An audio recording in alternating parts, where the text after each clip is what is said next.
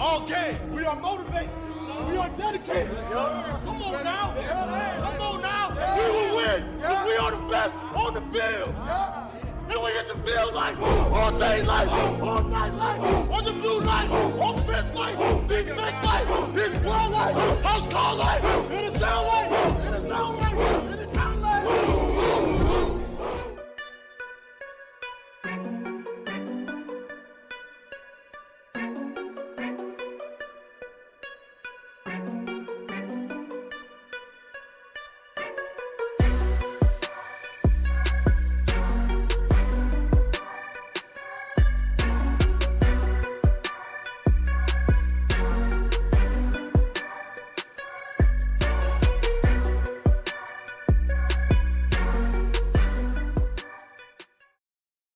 Welcome to another exciting night of high school football on the K&K Show.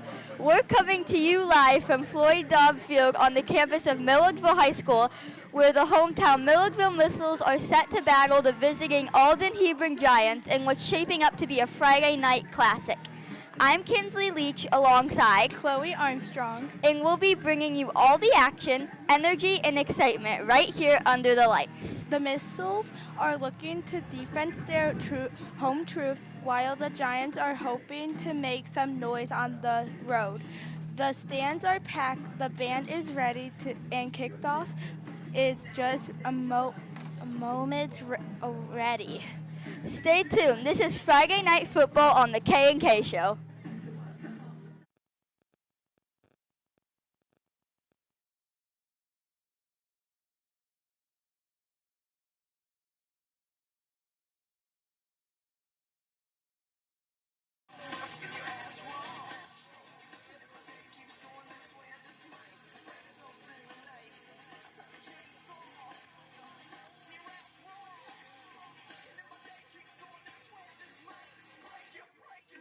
Tonight.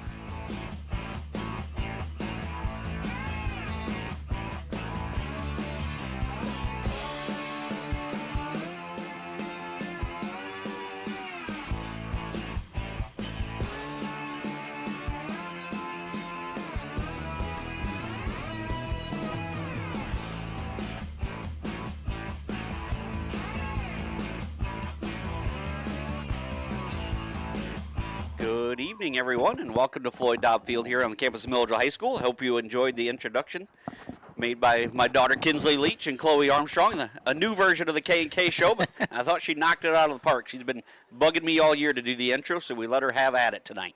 Yeah, it sounds like they did well. Kudos to them for coming in and kicking us off tonight. We were a little busy over here in the corner. It was a great night to be late, Kurt. Yep.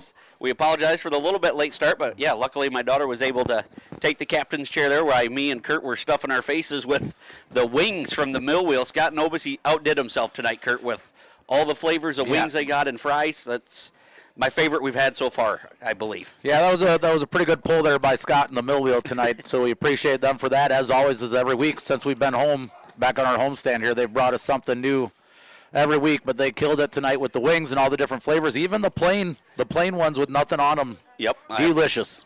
I haven't tried those yet, but I even tried the lemon pepper.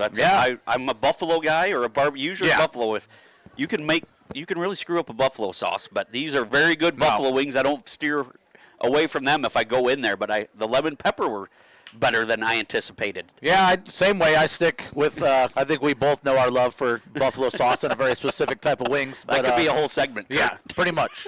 But yeah, no, the barbecue ones, lots of sauce on those barbecue ones, but very good. So, yeah, thanks to the mill wheel. You guys crushed it tonight. Yep, absolutely amazing. Thank you guys, as always. It's the K&K show back at it. Kyle Leach, Kurt Folk. We had our first volleyball game last night. Kurt, you were on the sidelines there. You might have to watch that microphone. I think Coach Grenoble was maybe licking it. He was looking at spitting all over it. No, that was a good broadcast last night. I obviously didn't catch it live, but I was able to go home and watch it.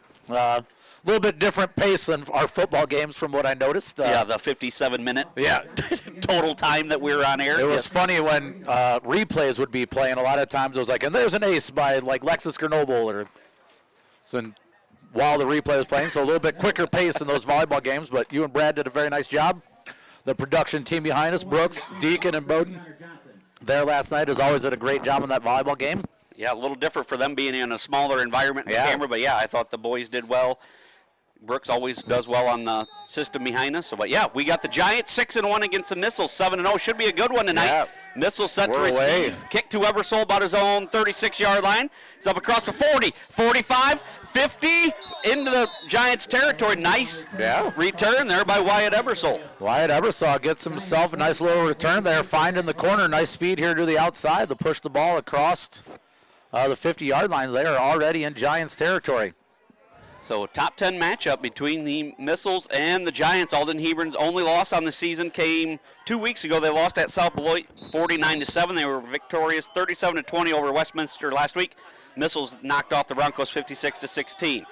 I formation for Francis and the Missiles. Double tight end set. Nye and Shank in the backfield. Going to be a fake and a little screen out here to Johnson, and Johnson's got blockers. Johnson, space. 30, 20, 10, all the way for a Missile touchdown. That was set up beautifully. Yeah, that was a very, very well-designed play. They got the Giants defense moving one way with all the fakes inside there. Slung Connor Johnson around to the opposite side here, or the near side to us from his end position, and a nice little screen pass sort of out to the outside there. And there was Johnson could still be running into our school right now if he wanted. You've seen that right away. Yeah. Once you seen Francis did the play action, that it was going to be wide open. Nicely executed, nicely blocked up by the Missiles. Coach Grenoble and the Roadhouse menu strikes again. Francis now with the snap, gets it to Spencer. Nye pushing in, he's in. 2-point conversion, good. The Missiles strike quickly here. We'll just keep it right here on the Missiles Media Network. Missiles lead 8-0 here, 11:42 mark. If you want to read the starting lineups while I finish some stats here, sure. Kurt, you got those. I got that, yep. You want me to go Broncos or Giants first? Giants first. Since we'll see the Giants here on offense coming in for them at quarterback, we have J.P. Stewart, a 6'1", 170-pound senior. Running back number 23, Caleb Lineman, 5'11", 170-pound sophomore. Another running back number 34, Jack Stewart, 6 foot, 210-pound sophomore. Tight end number 18, Fabian Carreno, 6'2", 225-pound senior. Tight end number 30, Colton Crowell, 6 foot, 175-pound senior. Guard number 59, Matt Nanini, 5'11", 190-pound senior. Number 74, Kyle Anger is their center. He's a 5'11", 240-pound senior. And at guard, number 73, Johnny Mizik, a 6'1", 300-pound junior. Something we've came accustomed to here is the Missiles score on their very first play from scrimmage. Set up nicely by that return by Wyatt Eversaw. Giants trying to go with that squib kick, maybe get down there and cover it faster, not allow the Missiles to set up a wall, but Wyatt was able to find the outside and set the Missiles up in nice field position. Yep, Spencer and I will tow it up. They have reading their starting lineups and looking at the roster, might be the biggest team. Yeah, a couple kids big. over 300 pounds. I feel like every time I read a size, I gave myself a little, like, wow. Boasting several people over 6 foot, several people over 200, a few over 300 pounds. Kick covered up nicely there by 34 Jack Stewart. Francis just about got to it, but Stewart able to fall on it. We'll see this high-powered offense attack by the Alden-Hebron Giants. They come in averaging 39 points a game, allowing 25, where the Missiles averaging 49 points per game, 49.4, allowing 18. With their starting defense, it's still 6 points per game, the Missiles. Very stout starting defense here for the Missiles. As impressive our offensive is, this defense, like I think you said last week, Kyle, defense travels, and if this defense shows up every week, the Missiles are going to be a hard out. Yep, pitch to 35 there. Beganis. Beganis. 4-yard gainer play. It's going to be second down and 6 from the 46. Gain of 4. So, yeah, I didn't get official word on starters, but seeing that they're he played last week, the Linneman kid. The one that's probably considered their stud and has been kind of in lore here at Milledgeville ever since he showed up here for a junior tackle game one day in his Hey Dudes and taped him on. Yes, that's still. We should have interviewed him. That was that. I've been told by multiple people that's a true story that he torched us in Hey Dudes. But yeah, he is unable to go tonight. He played last week, missed the week before against South Beloit, so I was anticipating. He is standing over here on the sidelines dressed. Beganis. Carter blows that one up. Loss of 2 on the play. Yeah, shocker. Carter living good there to meet that play. Duke Neville, is that still going to stick? Or another name I'm trying to think of, he's Wreck-It Ralph. He's kind of a wreck-it. Yeah. I'm going to wreck it. Yeah, pretty much. Just don't break the internet, Carter. We need it. So, yes, but Duke Neville, Duke Neville was good, and the Sicknarf was amazing. Yep. The Nossick Sicknarf for Kyson, those were both good. Duke Neville's going to be hard to beat, though. I think several people last week thought our officer Dan Nevels was here at the game, but it's Duke Neville, not Dan Nevels. 3rd and 9 for the Giants. This bringing some heat here. Yep, Spencer is there to blow it up. That's an incomplete pass, isn't it? They let it go on. Bump backwards. Incomplete. Dunlap over there was waving it off incomplete. Yeah. Yep, incomplete. You were all over that. Nye just about took the snap. Say that almost went to Nye, and Nye was all over that quarterback. He had no choice but to turn and rush that out. Rushed it a little too quick there. Thought it looked like a forward pass, and the head linesman over there on the far side called her an incomplete pass. 4th down and 9. Evan Shank is back to receive here for the Missiles. He had a return touchdown last week against the Broncos. Yeah, willing to bet Carreno's going to punt Fabian Carreno back to punt for the Giants. He's letting his team get down there. No rush, so letting his punt coverage get down there. Oh, get away from it, Missiles. Yeah. Takes a giant bounce. Sort of dangerously close there, the hitting Caleb Sarber, but got out of the way. Yep, we'll go over the starting offensive lineup here for the Missiles. Quarterback Kyson Francis, a sophomore. Running back Connor Johnson, a senior. Fullback Spencer Nye, a senior. Tight end Evan Shank, a senior. Actually, he's starting at running back. Connor Johnson starting at tight end. Benny Mickelson, the other tight end, a senior. The guards are Caleb Sarber and Carter Livingood, and center Ian Rayhorn. Yeah, I don't think it's a knock on either kid. I do think that switch of Johnson, the end, and Evan Shank in our backfield was a solid offensive switch there. Yep, Johnson electric in space. So is Evan, but just Evan also kind of a little bit of a bruiser, runs hard. Francis's pass incomplete off the hands of Nye.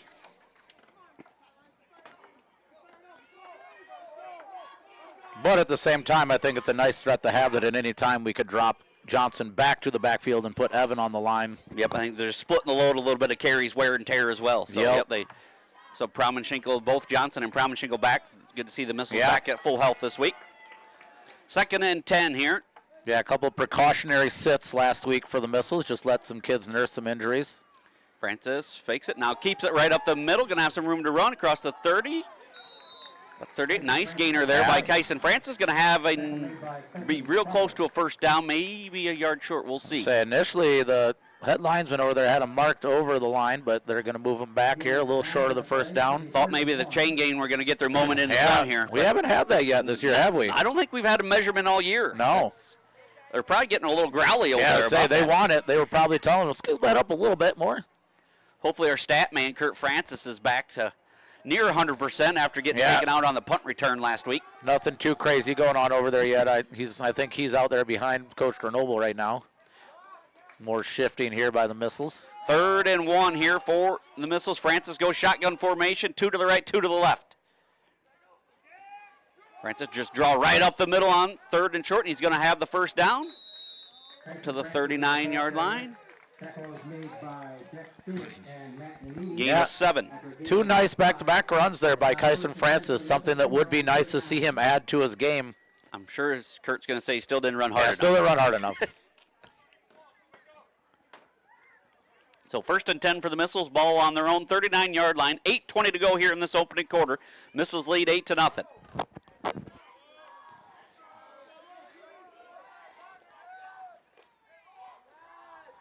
Coach Grenoble was jealous we didn't get no food delivered last night, but as quick as you guys put Polo away last night, we wouldn't have had time to eat it. No, not much time for food last night. Oh, that was dangerous, pass. Through the hands of Shank, falls incomplete. Little high there for Evan Shank, and slightly behind him, I do think, but that's tougher pass than it looks like when he's coming hard inside like that. That's a tougher pass to make than you think it might be. It seems like it's a short little quick hitter, but full speed makes it a little tougher there.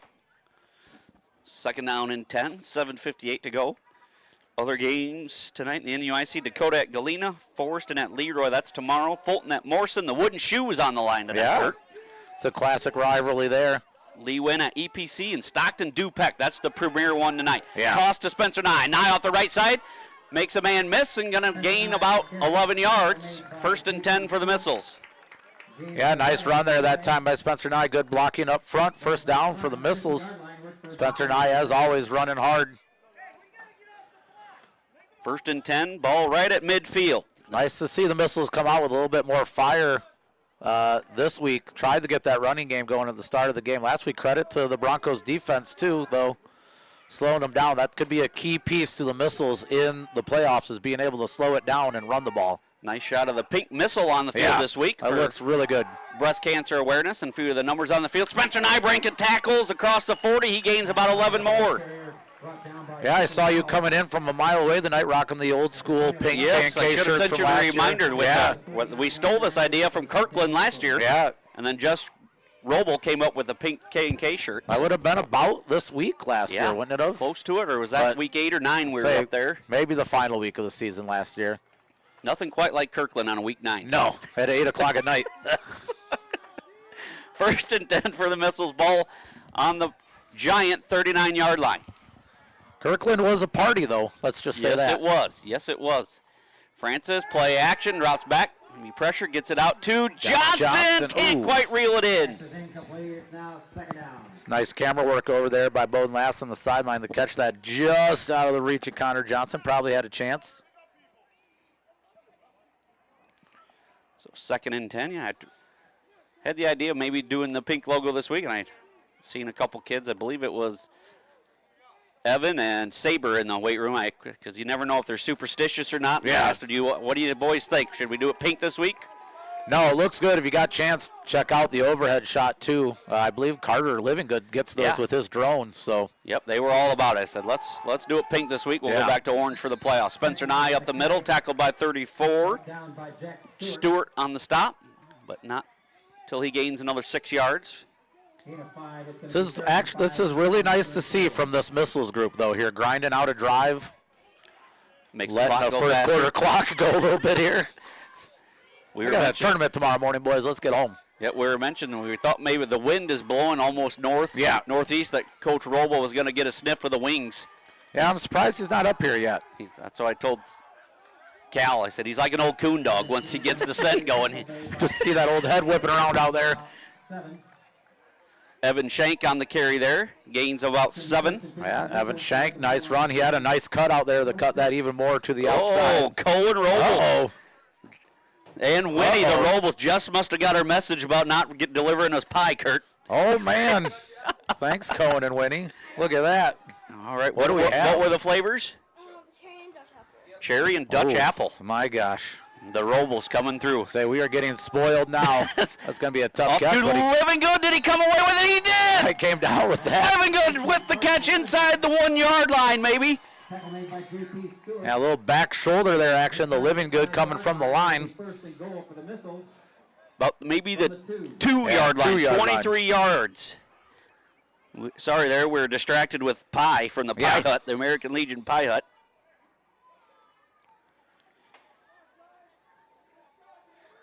.23 yards to Living Good. He had a battle for that ball, but he outfought the defender. 1st and goal for the Missiles. Going to have a timeout taken by Alden-Hebron. We'll take a quick one with them. 8-0 Milledgeville. We'll be back on the Missiles Media Network.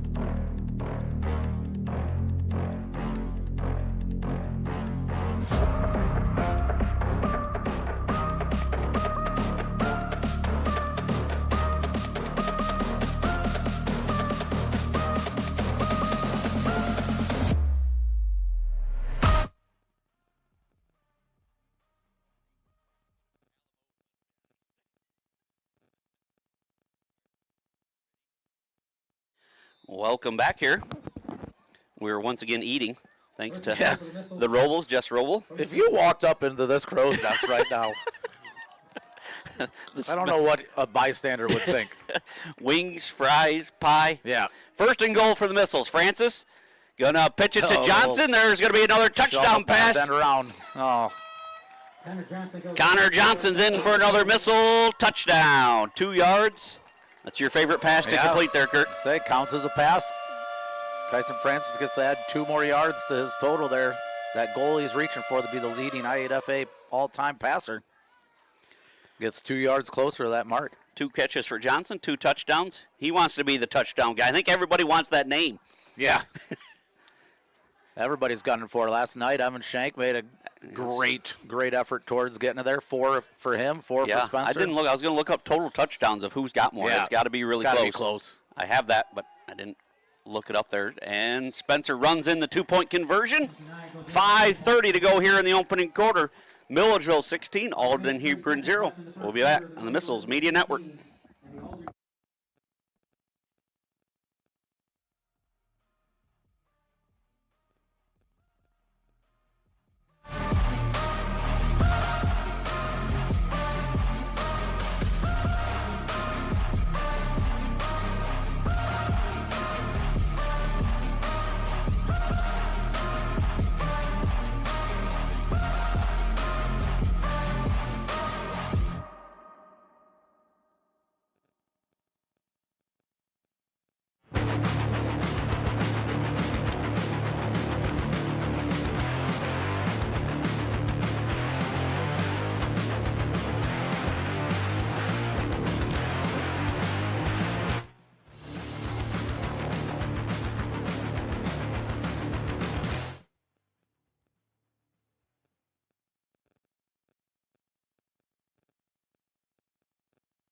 Welcome back here to Floyd Dobb Field. Another missile scoring drive. This one a little longer.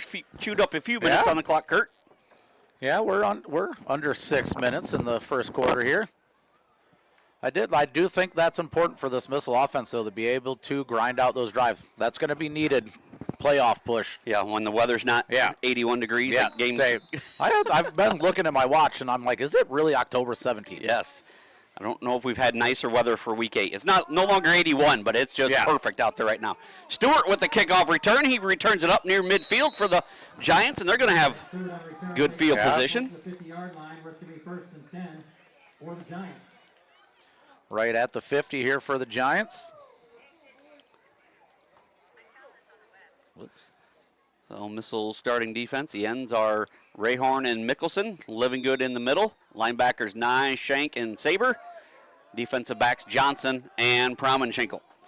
Yeah, I think another game changer move here for the missiles was moving Carter Livingood there to that nose tackle, basically saying take him one-on-one or put 2 guys on him. Stewart pass complete to Baganis.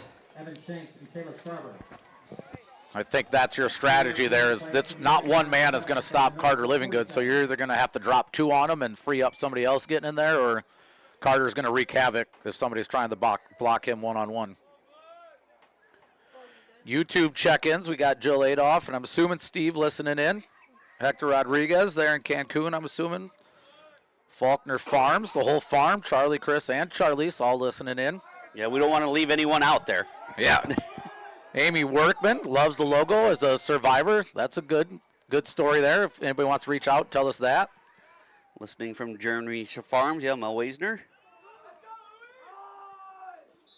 With Jack Stewart, the ball carrier.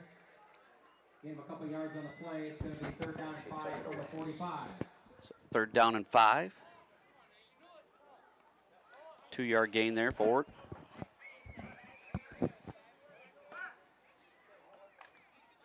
The Giants bring up 3rd and 5. Ball on the missile 45-yard line. Stewart, shotgun formation. Stewart and Baganis out of the backfield. Baganis tackled by Rayhorn. Yeah. Gains 2 more. Going to bring up 4th and about 3. Decision time here for Coach. Yeah, this is a tough call with the missiles offense being what it is. There's part of you that says you're on your other side of the 50, just go for it. There's part of you that thinks, well, let's at least try and make the missiles offense go 90, 80 yards as opposed to only 60. But I think you got to go for it here. And I was wrong. Yep. Head coach John Lawler elects to punt here. Maybe watch something here the way he held onto the ball last time. See if they were looking for some opening. Missiles do send Shank back, but remain in a base defense other than that for the most part. Carreno got a run for it, throws it to Stewart, and pass falls incomplete. Promenschenkel laid the lumber there on Stewart. He felt Promenschenkel does not know that ball's caught or not when he's going in for the hit. He's just trying to stop him from getting to the 1st down marker there. Yep, head to the side, good open field tackle there. Tackle there. But tried to pass it.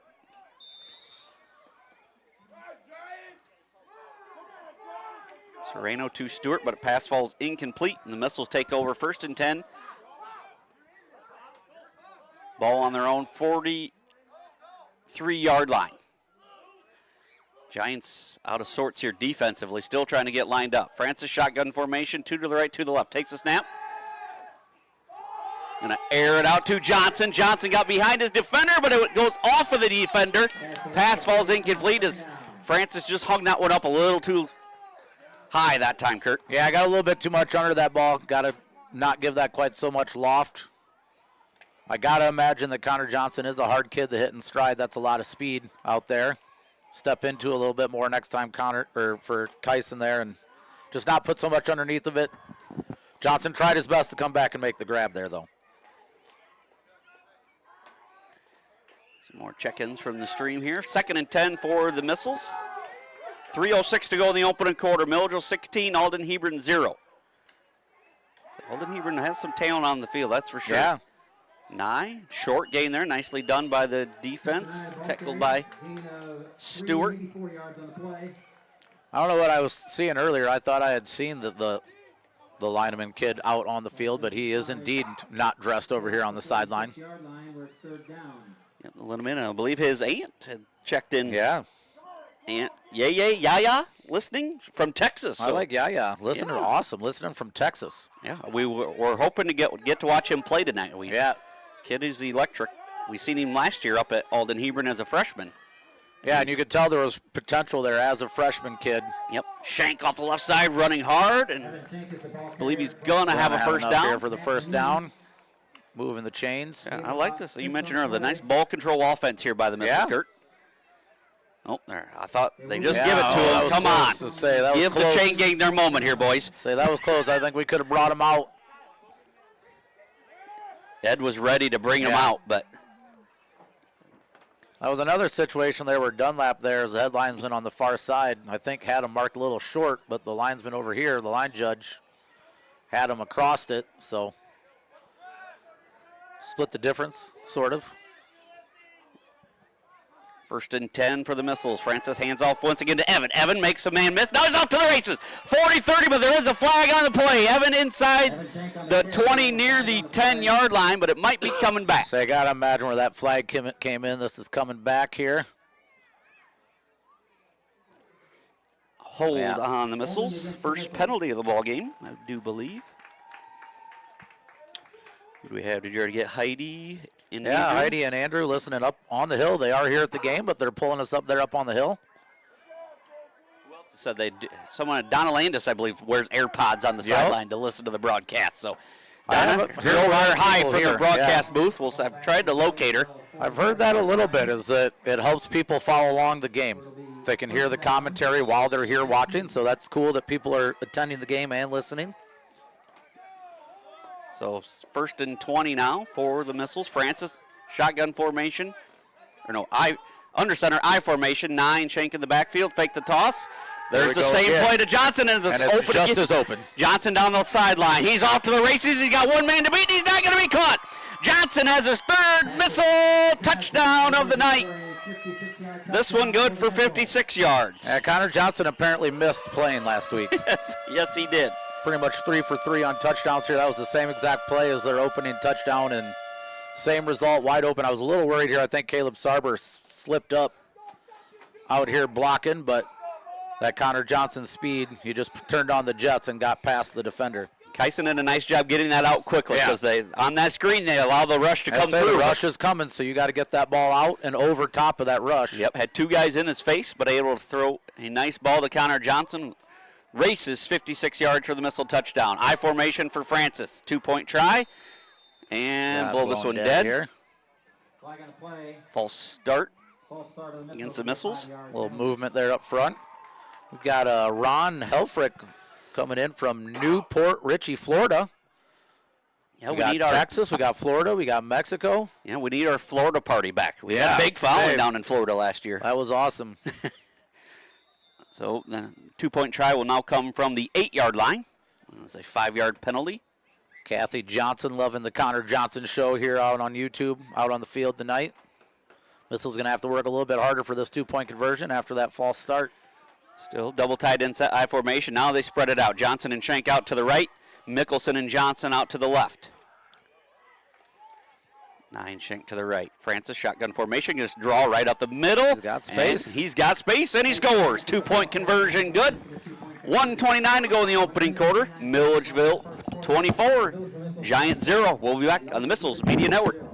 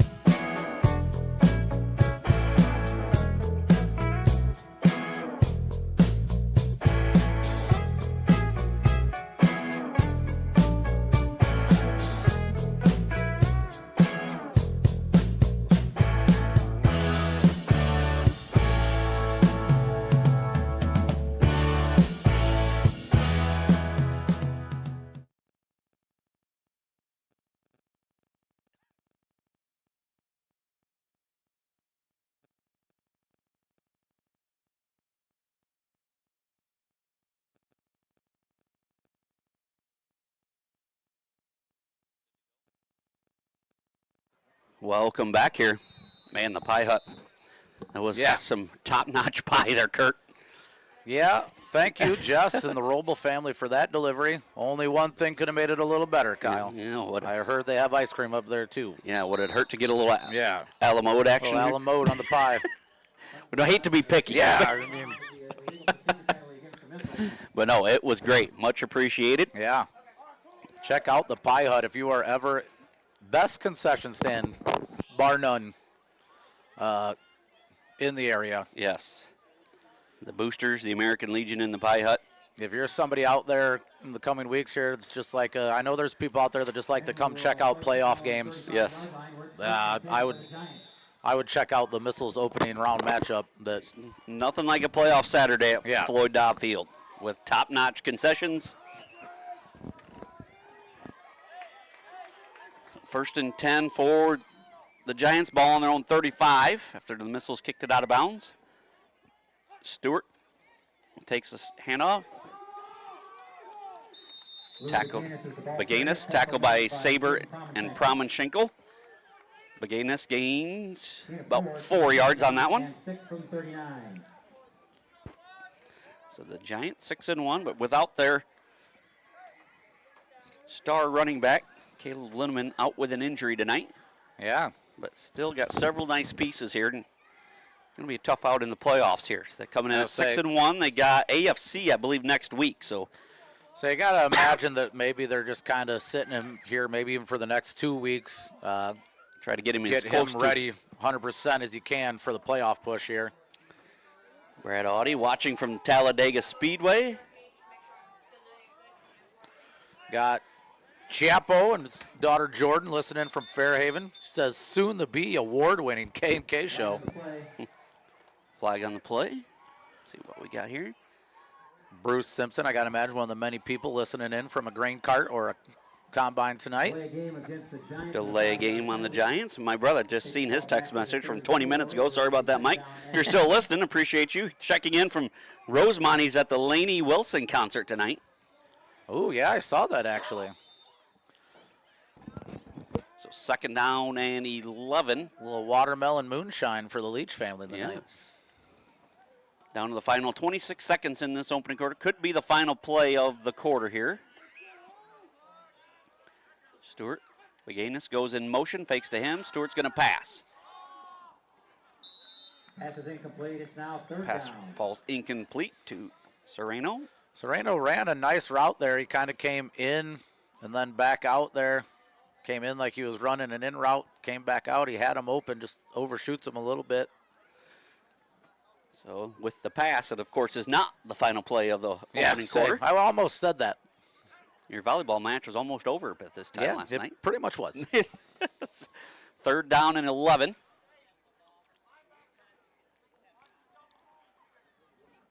.13 seconds remaining here in this opening quarter of play. Connor Johnson's uncle Josh and his family, Amber and his daughter Reagan, listening in the night, enjoying the Connor Johnson show so far, along with a little bit K&K commentary on the side. Yes, appreciate that, Josh. Thank you for listening as always. Stewart, back to pass. Going to be pressured by Wreck-It Ralph. Gets out of that one, gets it off to Beganis, who's going to be tackled by Mickelson and Promenschenkel. Nice job there by Stewart. Under pressure there from Carter Livingood, Kurt. Yeah, did a good job there getting positive yardage there on 3rd down here for this Giants team.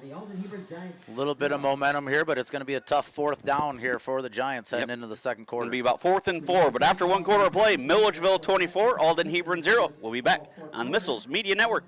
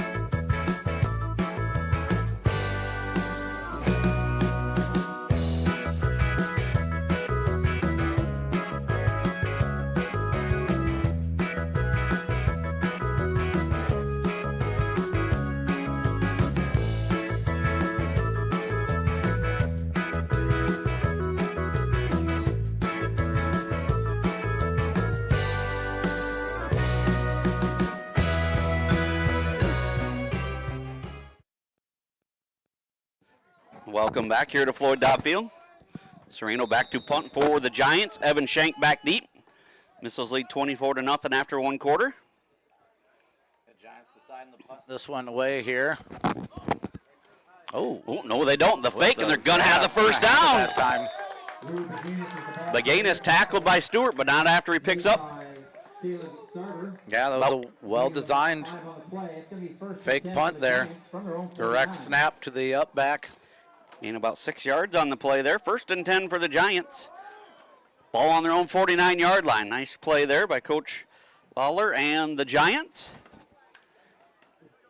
John Lawler, as many people in small school districts, wears many hats. Yeah. The head coach, the AD, and the president of 8-man football. Yeah, kind of the curator of it happening here in the state of Illinois. Yes, as Stewart's going to keep it off the right side, going to be chased out of bounds by Mickelson and Shank, but turns it into a positive gain into missile territory, gain of about 2. Mentioned on our break there, we got people kind of watching from all over tonight. Peyton Saber, maybe we should say, listen in from Tulsa, Oklahoma. I feel like I saw on Facebook that somebody was listening in from Brazil last week, potentially. Wow. So that was the quarterback, J.P. Stewart, running that first down, or running on the first down. There's another Stewart, Jack Stewart, running back. Yeah.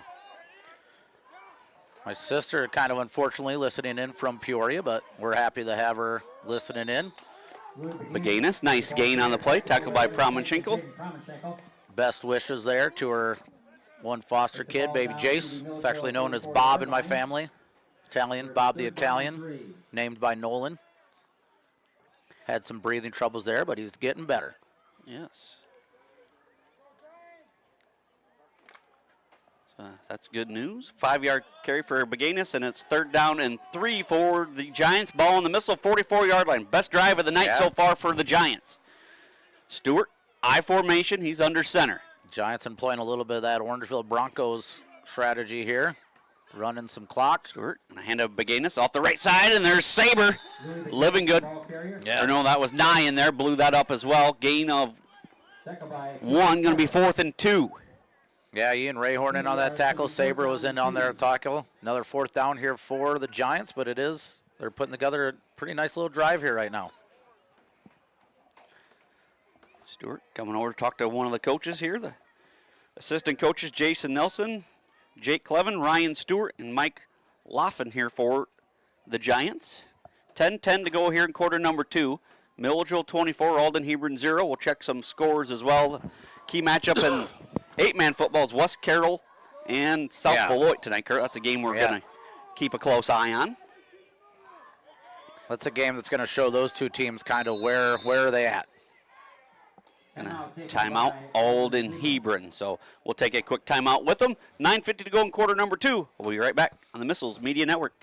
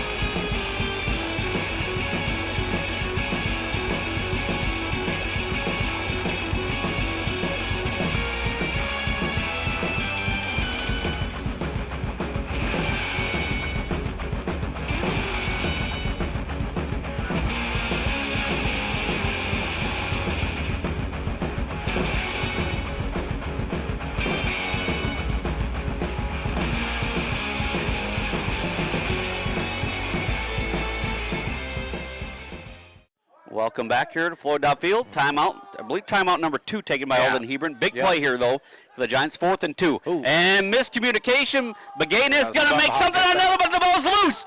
And I think he got it back. We'll see. Nope, maybe he didn't. It's a battle for it. Yes, he did. Yes, he did. There was a fight down in there. I do think he was the first one to get back on it. That was a broken play that ended up positive there. I think probably an early snap there that hit the man going in motion, top of the quarterback's left shoulder there. Yes, Beganis did a great job making something out of nothing there. The snap was early, like you said. but he was able to get it. Got the first down, but then he lost the ball, but then he was able to hop back on it. It sat open for. Say it sat there for a little bit. A lot going on that one play, but turns out positive here for the Giants. Deacon Siegel in here running. Yeah. The steering the ship here tonight as Brooks is running the sideline camera tonight over there. Some speculation that maybe Brooks had snuck off to nap after a week full of 5 a.m. basketball practices with the junior high streaks. And this is going to be blown up in the backfield. There's Wreck-It Ralph Livingood with the tackle. 26 in there. That's the new one, Cole Armbrust. Falls back on the 42-yard line. Loss of 4, second down 14. Loses 4 on that carry. I'm going to tell him that's who it is. Oh. Second down coming up here for the Giants. Second down, about 14 to go. Ball on their own 42-yard line. 13 seconds clicking down here on the play clock here. Giants going to have to work to get this one off. Missiles look like they're bringing everybody up to bring the house of this ball. And there is Spencer Nye, just missed the handoff, but that's going to leave an opening there on the on the outside for McGinnis. Picks up a pretty good chunk of play there on a 2nd and 14 there for the Giants. It's going to be third down and 6. Third down and 6. Gain of about 8 there for McGinnis. He's having a nice ball game. Filling in. He's one of their. They feature Stewart, McGinnis, and Linneman, but no Linneman tonight. They're featuring McGinnis more, and he's having a great ball game. 10 carries, 31 yards so far. Sort of a three-headed monster here for the Giants, but with one out, somebody's got to kind of pick up the load. So that one went out of bounds. 8:06 to go here in quarter number 2. Milledgeville 24, Alden-Hebron 0. McGinnis here is kind of he's a stout, like 5'10", 180. He's got some pretty good sized legs on him there, so I'm sure he's hard to bring down. Third down and 5. Stewart going to launch it up to number 30. Going to be intercepted by Promenchenko. Jaden comes away with the interception about his own 16-yard line, and the Missiles get a turnover. Yeah, nice play on the ball there by Jaden Promenchenko, who, to just be totally honest with you, I saw a couple times in warm-ups. I don't know that he ever caught the ball, so good job for him coming over that ball as Jaden Promenchenko with a big interception there for the Missiles. Saving all the catches for the games, Kurt. Sometimes that happens in volleyball where I'm watching us warm up and I'm like, oh, God. So the best drive of the ball game by the Giants is turned away by the Missiles defense. They get an interception. 1st and 10 for the Missiles, ball on their own 16-yard line. Coach Robles got to be happy there to see a turnover for his defense. Francis pistol formation, pitches it to Nye. He's going to throw it to Mickelson. Mickelson wide open. Goes to 40, 45, 50. Benny's off to the races. Look at Benny and the Jets go. Yes, Benny and the Jets is going to race for a missile. Touchdown. Spencer Nye throws it 84 yards. That's one of those nerve-wracking catches like you said last week. Hey, that's a harder catch than it looks like, folks. There was nobody around Benny Mickelson. That ball had to feel like it was in the air for about 45 minutes before it finally comes down to you. Good concentration, though, by Benny. Good pass there by Spencer Nye. Everybody finding themselves a little piece of the stat book tonight, keeping Kyle busy. As the Roadhouse menu strikes again, Kurt. Hey, look who's awake. Mr. Jax has joined us here tonight. Always a pleasure. Up in the booth. Seen him pregame up the event, the Boo Bash. Is that what we had? Yeah. So now Connor Johnson runs it off to the left side. He gallops in for into the end zone. 2-point conversion good. 7:45 to go here in quarter number 2. Milledgeville 32, Alden-Hebron 0. We'll be back on the Missiles Media Network.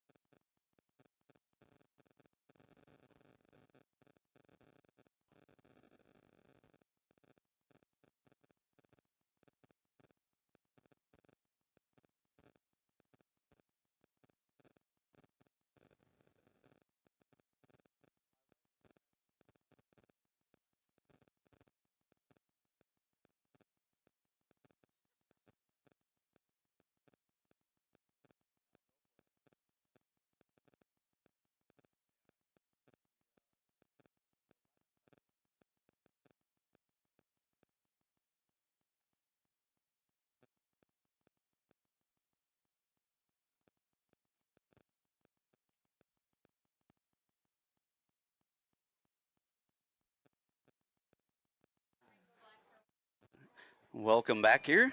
Sideline camera action going on the feed by Mr. Wilkinson. Benny Mickelson touchdown. That's always good to see. Yeah. A kid that just shows up every week, does his job, gets rewarded with a touchdown. Ball's going to get through here to McGinnis in the backfield there. Gets up just past the 30-yard line here for the Giants. Pauly with a nice tackle. Gabe Pauly on the stop. Gabe Pauly's been in on a few of those there on kickoffs. Little aspect of the game that becomes important as we get deeper into this season. First and 10 for the Giants. Ball on their own 33-yard line. 7:41 to go here in the second quarter. Missiles lead 32-0. 4 touchdown drives, or 4 for 4 on their extra points.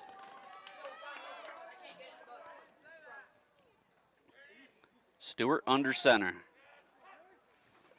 Pitches it to the other Stewart, and there's Wreck-It Ralph. Going to wreck that play in the backfield. About the 25-yard line. Carter Livingood trying to earn his medal. Just like Wreck-It Ralph, just all that kid wants is a medal. Loss of 7 there for the running back. That's Jack Stewart. Tired of JP's the quarterback. Yeah.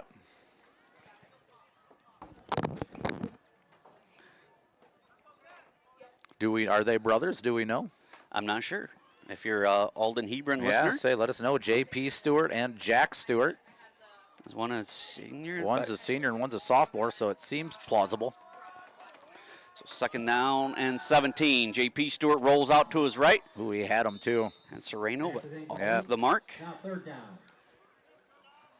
Sereno 6'2", 225.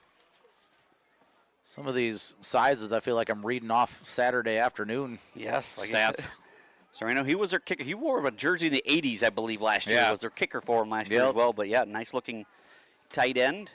Does well kicking the extra points there, too, for him. But, yeah, like you said, the 71, Alan Gorostata, 5'10", 315. Johnny Misiak, 6'1", 300 pounds. Big, they know how to grow them big up there. There's a reason they're called the Giants, I guess. It's not the little Giants. No. Stewart's pass falls. That was little trickery there as Jack tried to complete it to JP. Pass falls incomplete. Giants trying to get a little creative there with their own offense of their own. Can't quite convert. 7:20 to go. Fourth and long, be 4th and 16 or 17 for the Giants. Sereno back to punt. How's it going, Kennedy? Kennedy Livingood has joined us in the booth. Sorry, I forgot I was on the air. Gonna sample a French fry before she heads up top. Somebody's got to press play for the Spirit Squad. Kurt, I thought you were going to get a chance to fair catch that one. I would have got out and got that. Nah, I just about got there to block it. Sereno gets it out. Short punt. Missiles will have 1st and 10. Ball on the Giants' 42-yard line. Somebody's got to press play for the Spirit Squad at halftime, and nobody does a better job than hitting that button than Kennedy Livingood. Yeah, that's right. She is. To be fair, we have had years where it's been an issue. It's been a struggle. Yep.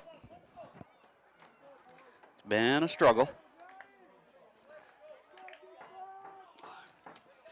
Check the score. Last I seen was West Carroll, I believe, leading 13-6 in that one. That should be a good matchup. I think South Beloit is sneaky this year potentially.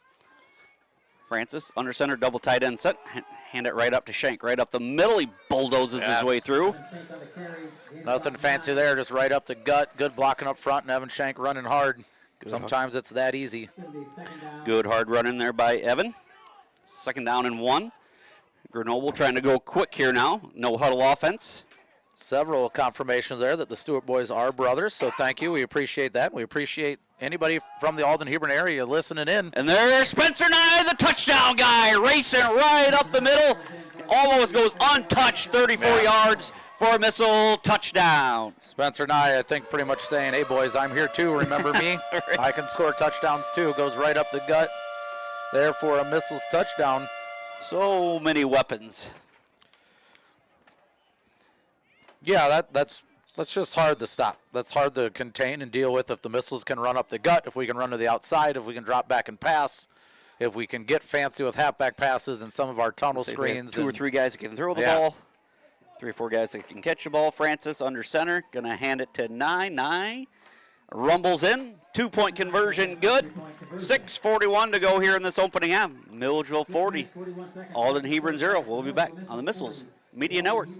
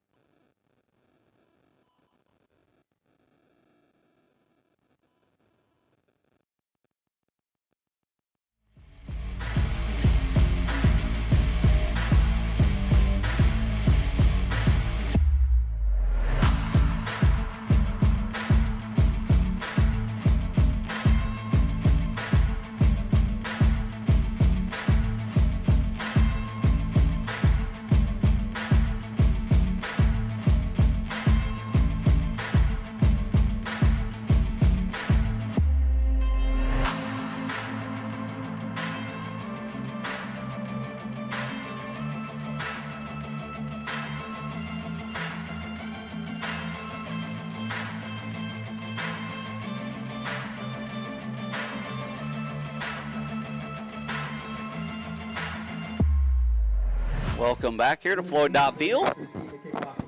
Missiles now lead 40-0. A Spencer Nye 34-yard run after an Evan Shank 9-yard run. And the Missiles offense firing on all cylinders here tonight, Kurt. Good to see them come off to a little bit better start here tonight than they did last week against the Broncos from Orangeville. Clicking on all fronts tonight. Spencer Nye to toe it up. Little squib kick. Going to be received there by Armbrust. Nice return, 45 up 47-yard line. Cole Armbrust on the return. Tackle by Saber. Takes it out to the Giants' 47-yard line.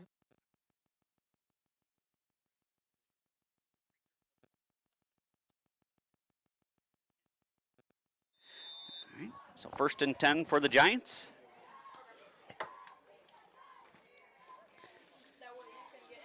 Armbrust comes off the field. Here comes J.P. Stewart. Going to be under center. Dropping a few guys down here on the line, or the Missiles moving Carter Livingood out to end. J.P. Stewart going to look the pass. Pressure, has some time, but now he takes off he's running. Got some space here. Gets out of bounds. Nice run there by J.P. Stewart. He's going to have a first down. Gain of 10, give him 11. Yeah, good patience there by Stewart. He could have forced that ball out here to the McGinnis. Number 35 here on the outside was pretty much double covered, if not triple covered. So just did a nice job, patient, extending that play out to the outside and saw some running room. Took it for a first down for the Giants. 1st and 10, 6:15 to go here in this first half. Milledgeville on top, 40-0. J.P. Stewart under center, unbalanced line to the left this time, Kurt. Yeah. Pitch it to Beganis, cuts back middle, but Saber The ball carrier tackled by Caleb Sarver. brings him down after a gain of 2. Saber tackling down at the ankles there. Ball's now placed on the 41-yard line. But Saber's going to make sure you go down. Yes. We have seen people, no disrespect at all because I get it, but we've seen people pretty much make business decisions to take a few breaks from the field after taking a Sarber or Spencer Nye or Evan Shank or Carter Livingood hit. Yes, the Missiles pack a punch on defense, that's for sure. Missiles changing up their defensive line, switching guys, different position as well. Stewart pressured by Nye, gonna air it out deep to Sereno, and almost coming away with it. A lot of hand fighting there between him and Johnson. Nobody just battling for position more than anything, though. I don't think there was anything flag-worthy going on down there. Both guys going for the ball, I do believe, which ends up being, a little hand battling up in the air there. That was a nice ball, though, by Stewart on the run. Pressured by Nye, too, yep. Threw that thing about 50 yards in the air. We'll see at halftime. We might interview the camera crew here tonight. Give them a little camera time. Deacon Siegel, Bowden last, if they're willing to be interviewed at halftime. I guess we could always do the new principal as well, get to know the new school principal. Favorite pastime? Napping on the school bus, I hear. They're going halfback pass now here now. Looking for Beganis, and he's got it! Beganis inside the 10-yard line. Promenschinkel brings him down, but that is 34. That's Jack Stewart with the completion. Maybe quarterback next year when his brother leaves there, showing off the arm there is Jack Stewart. About 40 yards there. That time, Promenschinkel not able to recover there on McGinnis. That was a nice ball thrown as long as he got it up and over to him, and Stewart did that time. McGinnis did a good job tracking that down. We'll see the Missile defense. Good test for them. A red zone defense opportunity here, Kurt. Haven't seen it often this year. I feel like when teams have scored on us, they've been pretty big plays. So not many sustained drives. Starting defense that only gives up 6 points per game, so they're going to do their best here. McGinnis up the middle, short gain. On the carry. At the 5, gets down to about the 3. In there low once again was Caleb Saber in there. Carter Livingood was in there from his nose guard position this time. So 2nd and goal from the 3-yard line. 4:19 and counting here in the second quarter. So we had a tie game, Dupac and Stockton 6-6 at the half. Yeah, I knew that was going to be a game, but that's slightly unexpected, the 6-6 tie at halftime. Yeah, Dupac led Byron a couple weeks did. ago at the half. They did. Kind of fell apart the second half. Byron's just a monster, though. But Stewart keeps it on the right side. Nice play fake, and he walks it in for a Giant touchdown. That play fake fooled everybody on the Missiles team that time, and me a little bit too, until I saw him pop out. Nice drive there by the Giants, highlighted by the pass from Jack Stewart to McGinnis down in about 40 yards to the 5, and then J.P. Stewart with a nice ball fake and runs it in untouched for a Giant touchdown, 40-6. J.P. back under center. Stewart goes in motion, fakes to him. J.P. going to run to his right.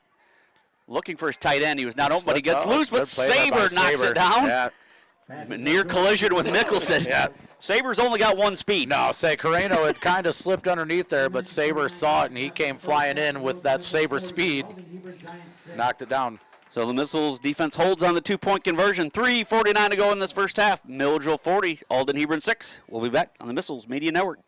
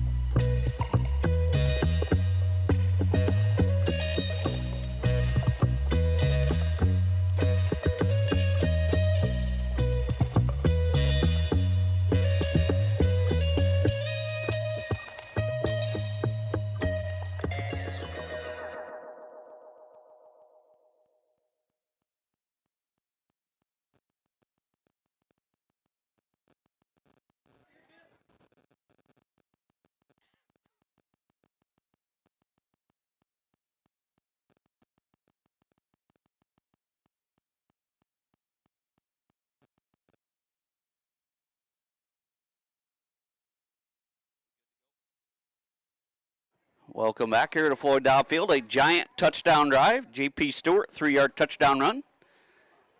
Missiles lead 40-6. 3:49 to go here in this first half of play.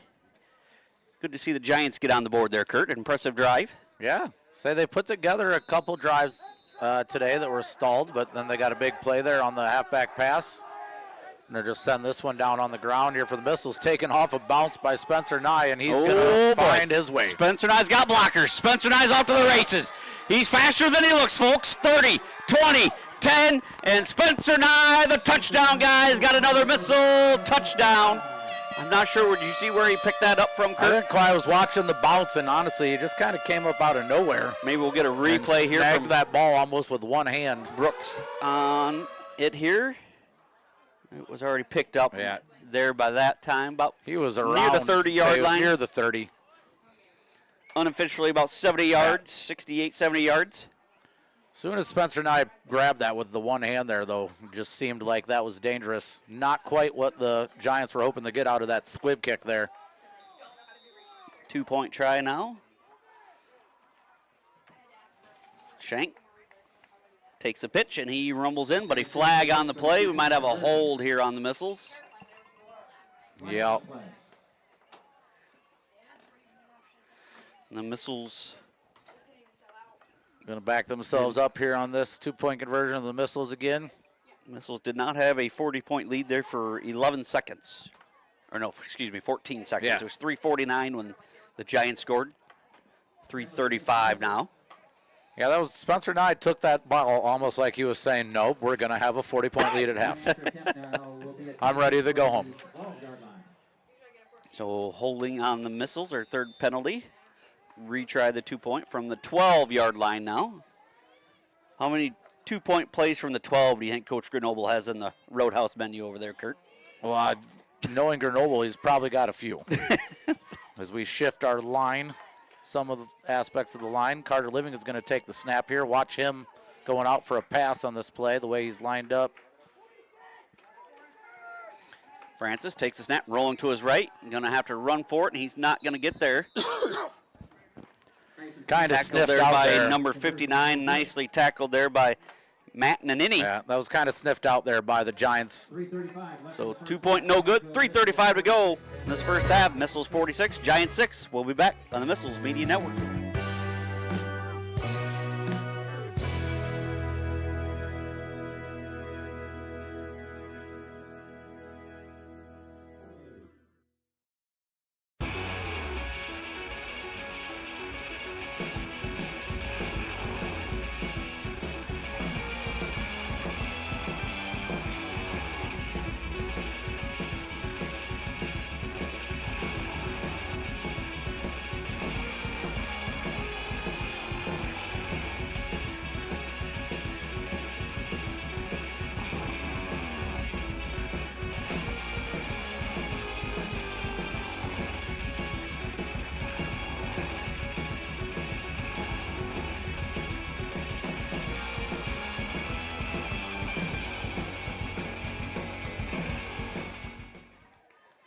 Missiles set to kick it off, leading once again 46-6.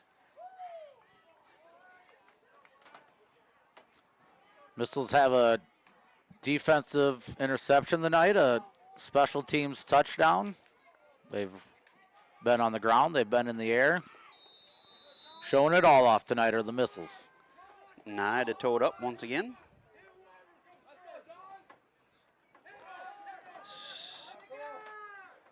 Picked up there at 26 once again. Armbrust returns it near midfield. On the return. About the 49-yard line. Good field position here Yeah. for the Giants once again. 49-yard line. It'll be 1st and 10 for the Giants. Something you do see a lot more of here in the 8-man game is good field position. A lot more teams seem to be settling for squib kicks, just not letting, because there is just more wide open space with the fewer people on the field, even though it is narrower. So you're trying to limit people getting in space there on these special teams. I know my first 8-man game I watched, that's where I really noticed the difference was on kickoffs and punts and stuff. You're just like, wow, there's not enough people on the field. Stewart back to pass, takes it off and runs. Gains 1 yard there. Saver on the stop. 1 yard gain in place now, 2nd and 9 from the Was score update. West Carroll 28, South Beloit 16. It was 28-6. South Beloit fighting back a little bit in that one. Fulton and Morrison was 7-7. Battle of the wooden shoe. Nobody wants to take the shoe yet, huh? Was, you said, nice of Mr. Jacks to join us this week. He wasn't building the small ships in his basement this week. Taking a little break from his hobbies. We never did ask him what kind of sticks he prefers for that. As Beganis can't get out of the tackle of Living Good. Going to be a 2-yard loss. Yeah, Beganis working in the middle there, trying to get free, but met Dugnevel there in the middle. Can't get away from Carter Living Good. 2:20 and counting. Looked like other scores. Lee Wynn was all over EPC. It was 34-6 just about at the half. 3rd and 11 for the Giants. 2 minutes to go in this first half. Stewart under center, unbalanced line to the left here once again. Pitch out to Beganis. There's Wreck-It Ralph and throws him down with a one hand. Another loss on the play. Yeah, loss of about 4. Exactly like a scene from the movie in Wreck-It Ralph. Just throwing things around is Carter Livingood. Loss of 4. Going to be 4th down and 15 now for the Giants. He was being partially blocked, but just stuck the big paw out there. Yeah. And slung him down. I think that's farm strong grip there by Carter Livingood. Yes. Beganis not the smallest of backs either, a No. 5'10", 180. No. He's not a $130 out there that he flung down there. Serrano back to punt. Shank back to receive this, standing at his own 32. Serrano, nice punt. Nice punt. Evans gonna get Shank it. and nice, hit immediately. Nice coverage there, nice tackle by Jack Stewart. Yeah, that's a tough situation to be in as the punt returner. I don't think You're Evan ever obviously trying to looked. stay. He was watching that. It was such a high kick. Yeah. He never got his eyes down That to see the was coverage coming. A boot there by Carreno, and that ball was so high in the air, it's tough to track that ball and look out ahead of you to see if anybody's coming. Yes, nice hit. Good clean hit there by And that Jack was Stewart. Stewart there coming down, yeah.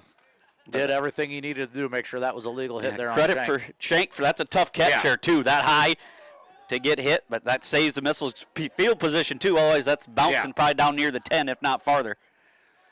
Missiles spread it out here. Francis shotgun formation. We'll check here at the line for the Missiles. Here comes the screen, going to throw it out to Livingood. Oh, almost got over the head of number 24. Able to get a piece of it there. Was Ulysses Johnson.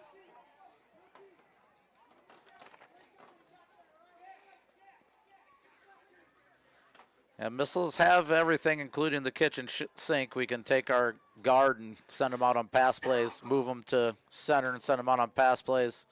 Then occasionally we'll move them back to quarterback, have them play quarterback. Yes, that was nice job defensively, though, by the Yeah. Giants not to be fooled by it. So that's twice now where we've tried that with Livingood, and the Giants were ready for it both times. Francis, once again, pistol formation now. Pitch to Nye. Nye off the left side. Cuts back, makes one man miss, makes another man miss, runs over a defender, but finally tackled there by 83, Manny Ortega. Ball out to the 33-yard line. I'm sure that's something where the coach here for the Giants, he knows the 8-man game so well. I'm sure that's something. He knows all the tricks. A few little different things you can get away with here. The 8-man league, just a little bit more than maybe you can an 11-man. So 1st and 10.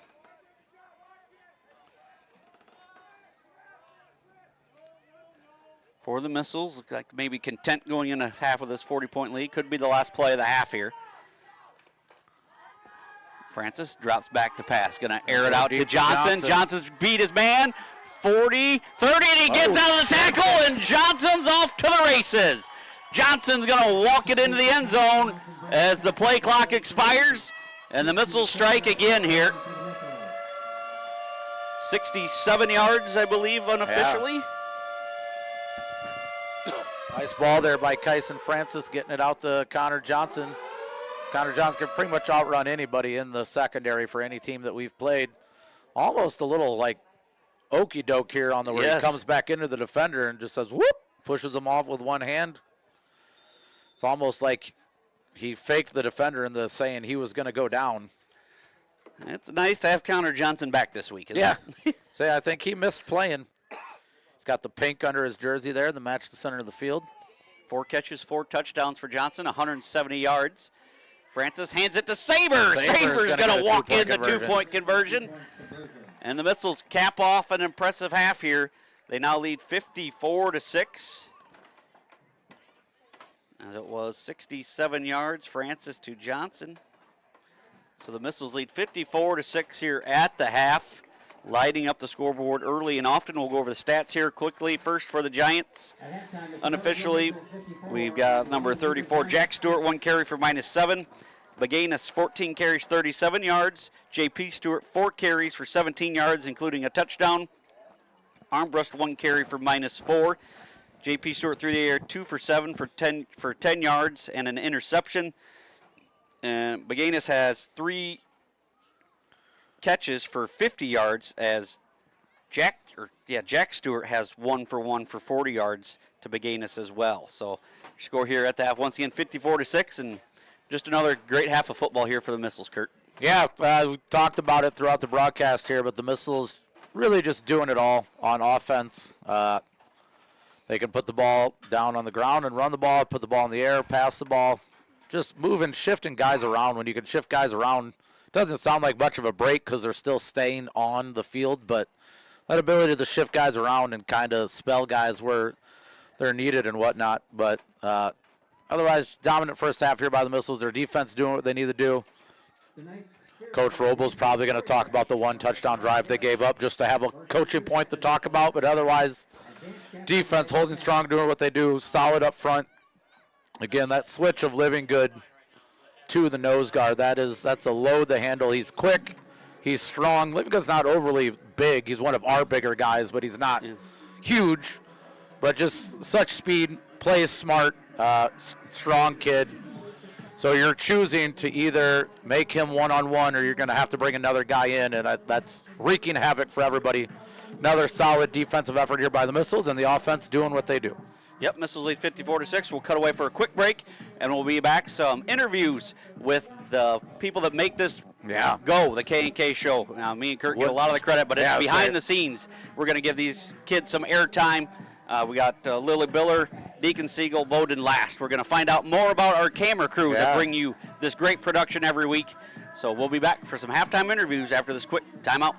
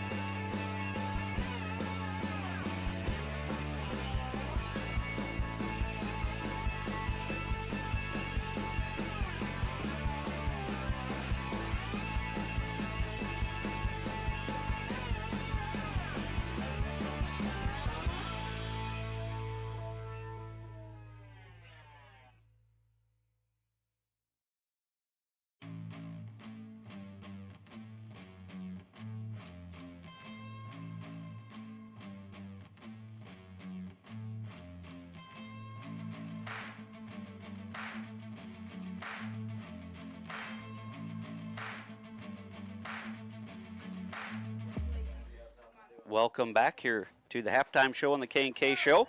Kyle Leach joined by Bowden Last. We're going to put the spotlight a little bit on our camera crew. These kids do amazing work for the past couple years, and just wanted to give them a shout out, give them some attention here. Me and Kurt get a lot of acknowledgement saying how people enjoy our broadcast, but we could not do it without these kids that do great work every week on the camera. These are the people that make this broadcast go, along with Brooks Wilkinson, as always. But so, yeah, just wanted to give their spotlight.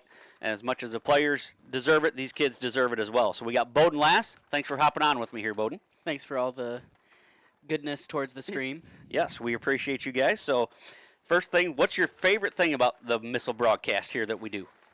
Definitely getting to be on the sideline and see all the plays from up close. Yep, I was going to say, that's usually your job, most part. You're the sideline camera working the games usually? Mhm. Yep, so that's Bowden Last, our sideline camera for most of the time. Takes his turn in here. What do you think about running the producer side of it here when you have to run the brains of the operation? What do you think about doing that? It scares me. But you were able to pull it off. Brooks has left you guys on your own, and you've handled it. So now we'll get to know Bowden Last a little bit more. Dream car. Definitely a school bus. A school bus, all right. A dream job? I could go for an electrician. All right. Electrician. I know a top 5 electrician that can give you some pointers, but I'd shoot higher than top 5 if I were you. Favorite snack, like a Casey's snack. If you got to go to Casey's, what are you grabbing? Definitely the cheesy potato bites. Cheesy potato bites. Favorite school subject? Science.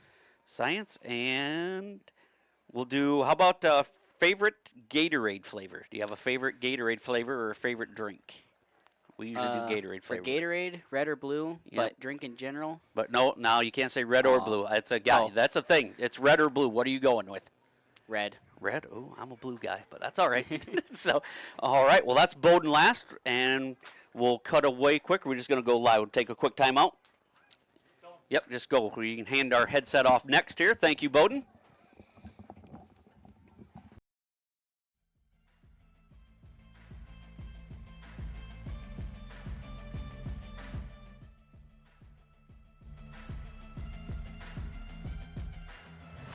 We're back. Deacon Siegel on the camera here. Deacon, I just want to know how much we appreciate you guys. Thanks. You guys have been awesome all year running the cameras.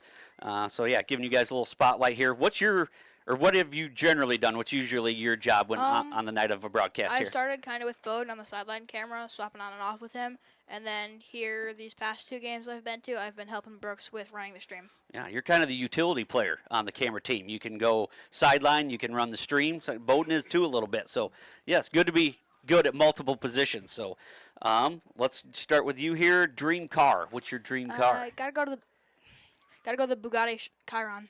Okay. Dream job. How about dream job? Software engineer. Software. Okay. Favorite Casey snack. I gotta go with Bowden with the cheesy potato bites. Cheesy potato bites. Favorite school subject. Psychology. All right. And do you have a favorite school lunch? The chicken Alfredo. Chicken Alfredo. Okay. And Gatorade. Favorite Gatorade flavor. Red. Red. All right. 2 red guys. All right. We'll cut away. Lily Biller will be up next. Thank you, Deacon.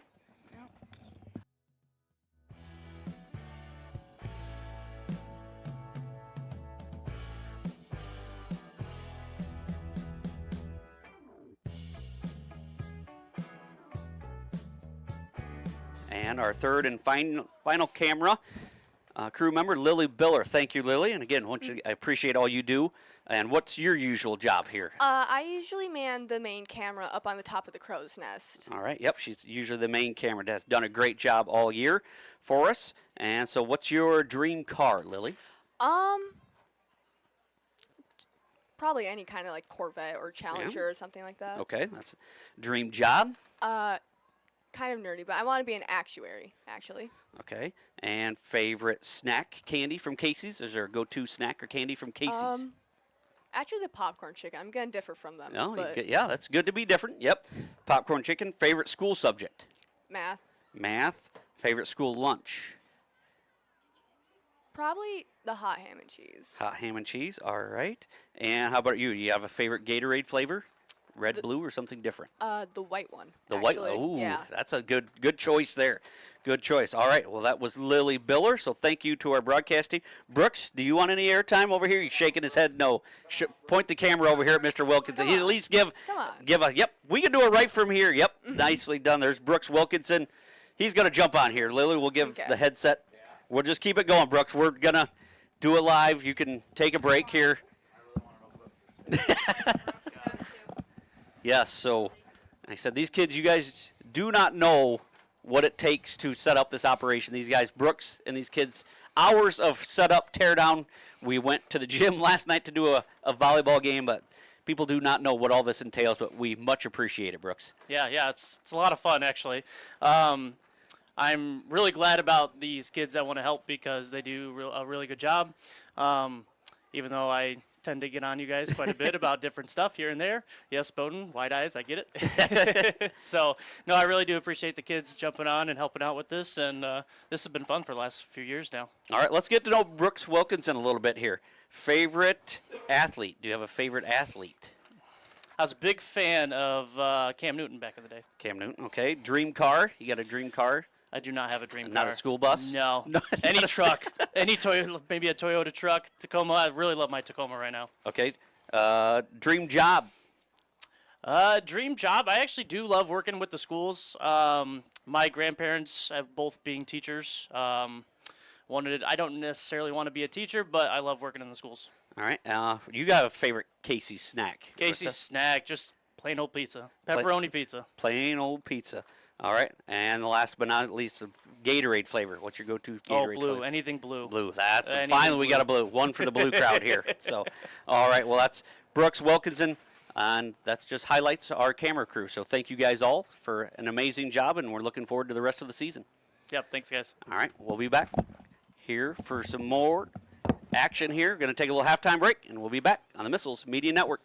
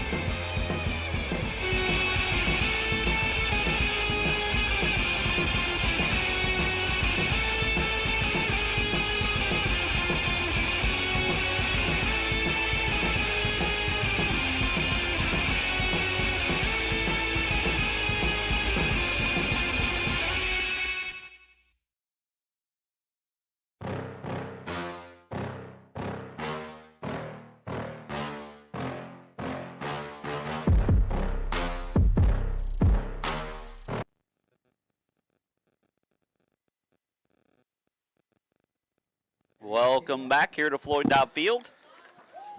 So it's great little spotlight shown on our camera crew there. Yeah, that was perfect. That was, like you said, that this cannot be done without them, without Brooks. We do take a lot of the credit, and we have a lot of fun with it, but those kids travel every week with us. If we're going somewhere and they set up in here every week, we're at home. They enjoy doing it. Good kids. Good that they're out here doing something, learning about technology that's, it's not going away. So we appreciate them and everything they do, and it's certainly appreciate everything that Mr. Wilkinson does here behind the scenes. Yep, first, yes, we do. They do a great job. Looks like the Missiles JV defense out here on the field. Looks like the starting lineup here for the Giants. Yeah, running clock here in the second half, no matter what. Might have some kids here jump on, get a little training here, fourth quarter action. Cohen Roble might get to call a series here, possibly. Kinsley Leach and chirping down there. She wants a shot at it, too. Oh, look at that. I think Alden-Hebron snapped, or no, they're going to say Missiles. The ball moved, but. Missiles jumped there, I thought, but yeah. In the quarter, I think they were trying to go on 2, but I do think the center snapped the ball, but the officials didn't see it, so. I think the Missiles are trying to plead that case with him that he did indeed snap the ball. So 1st and 5 here for the Giants. Missiles have Garrett Gilroy, Colton Stiles, and I can't quite see the far end over there right now. Gabe Pauley, Is that Gabe Pauley over there? Number 63, yep. Beganis on the pitch. Tackle there by Saunders. Parker Saunders coming up to make the tackle. Gain about 4 for Beganis there. Gain of 4. Now 2nd and 1 from the 45. Linebackers for the Missiles look like it's going to be Tyler Stepp, Jackson Miller, and Parker Saunders. With your cornerbacks Tyler Stepp and Raiden Arndt. Full JV squad here for the Missiles in the second half. I think Alden-Hebron appeared to only be dressing about 19 kids tonight. They got several over here just in their jerseys and kind of street clothes here. Stewart pass to Serrano. Rugged down there by Raiden Arndt. That's a big kid that Raiden just grabbed a hold on there and brought down. Carreno. Gain of 15, his first catch of the night. Yes, I do have Robert Nee. Your message did come through. Here's your Brazil contact, Kurt. Robert Nee. Oh, really? I saw class that on of Facebook. 67. His wife, Celia, and I are watching the game in Sao Paulo to Brazil. Brazil. They watched the polo game as well. That's the one you had seen. So appreciate you guys. My father-in-law actually at a family meal the last weekend mentioned a knee for Milledgeville that he remembers being a quarterback for Milledgeville when he played for polo in the 60s. Okay. I don't know. I think my father-in-law maybe a little bit older than that. What did you say, 67? Class of 67. I think my father-in-law might have been a little before that time, so maybe Mr. Nee there had a brother or something that was a quarterback for Milledgeville High School. So appreciate you reaching out, Robert. Is that N-E-E, Nee? Yes. Yeah, I think that was the name, at least the last name my father-in-law said. There's Pauly on the stop. That was Stewart. Tackle made by Gabe The 3rd down and 10 here. Ball on the Missiles 40-yard line. 8:48 to go. Wyatt Ebersaw is now in the game here for the Missiles.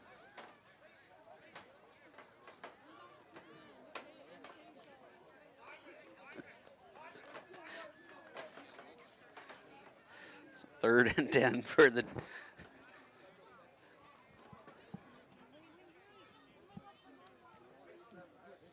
Adam Stanley checking in on the stream. They're down at 10 for the Giants. 8:15 and counting. Shotgun formation for J.P. Stewart. Jack Stewart behind him in the backfield. Beganis goes in motion. Serrano lofts it up. He's got a beat on it. He dives and makes a catch inside the 5. Nice ball thrown there. Fabian Carreno comes away with it. Yeah, nice ball thrown there by J.P. Stewart to Carreno. That's a big target he's got going deep down the field there. able to make some adjustments while that ball was in the air. 38 yards to Carreno.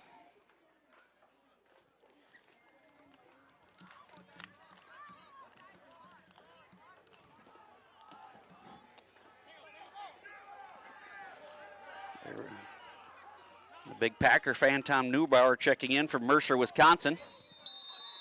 This fellow Cheeseheads, and the Beganis runs it in for a 2-yard touchdown there for the Giants at the 7:20 mark. Giants able to put together a drive there. Beganis been working hard all night. 16 carries down and gets rewarded with a touchdown here. The 7:20 mark. Yeah, Beganis has been running hard all night. Missile's defense is stout, though, and tough to get any yardage on, but he's been running hard all night, putting in a pretty good effort tonight here for the Alden-Hebron Giants. As they now go for the 2-point conversion. Scott Nova said Bob Nee was in my dad's class, graduated in 67. Yeah, Bob, Robert, I would assume that's the same person. And his 2-point conversion is good. Beganis runs in the 2-point conversion. 7:20 to go in the third quarter. Missiles 54. The Alden-Hebron Giants 14. We'll be back on the Missiles Media Network.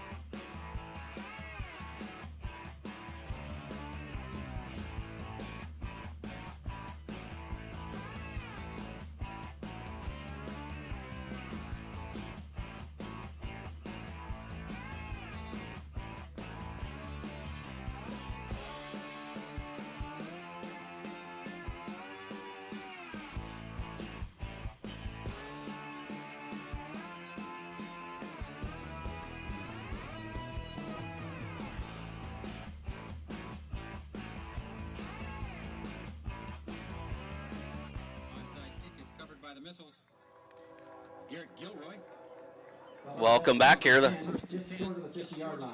Garrett Gilroy with the onside kick recovery there. Is the Missiles seen something that was going to happen there? All the coaches were hollering at the same time. A lot of yelling going on there. Nice hop, skip, and a jump over the yard markers over there by Coach Roble. Yes, showing off how fleet of foot he is. Very agile on the sideline, Coach Roble tonight. Quick as a cat. Cat-like speed and reflexes there. But Garrett Gilroy, nice job covering that up after the instruction there by the coaching staff. Easton Ottens hands off to Wyatt Ebersole, better known as Tewa Iluserby. Yeah, that was another good one. Yes. I seen him this week and asked him if he listened, and he laughed. I asked him, and I said, did you have any idea your name spelled backward is Iluserby? And he did not. Probably not, yeah. 4-yard gain there for Wyatt. 2nd and 6. Easton Ottens in the game at quarterback. I don't know if my in-laws are still listening in, but they suggested maybe something to work on for next year would be the imaginary line that runs across the field to mark the first down on TV here that you see in the NFL on Sundays. Tyler Stepp gains a couple yards, tackled by Armbrust for the Giants. Pete McCallie checked in earlier. He's listening, said everything looks good. I hope Pete's doing well.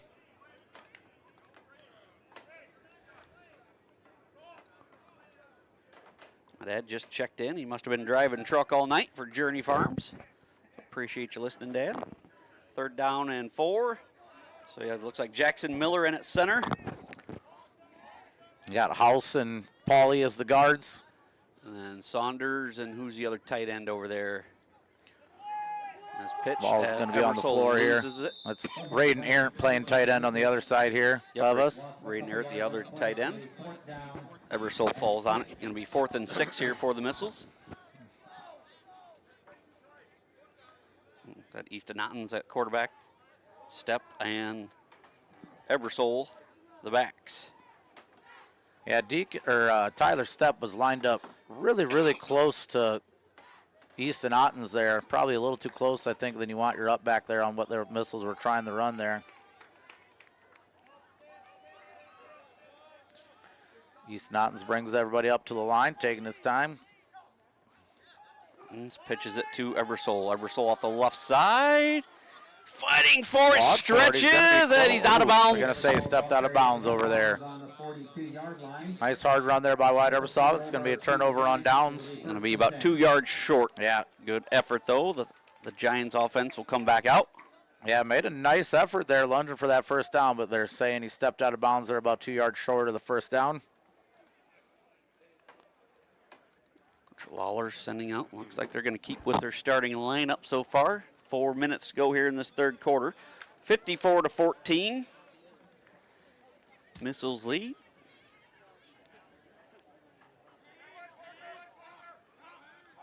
First and 10.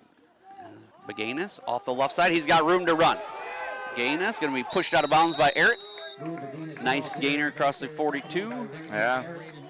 Gain about 15 yards there for Beganis. Another big gain there for Beganis here in the second half. Good run, nice blocking up front. Parker Saunders had a beat on him, but got picked up there by a blocker right near it with a nice tackle in the secondary to drive him out of bounds, though. Save a touchdown here. I was trying not to get hit by the players. Beganis been working hard here for the Giants. He's going to take a little breather here on the sideline. Stewart under center, Beganis and Armbrust in. Stewart going to be quarterback keeper off the right side. Yeah, just kind of a sprint out there for Stewart.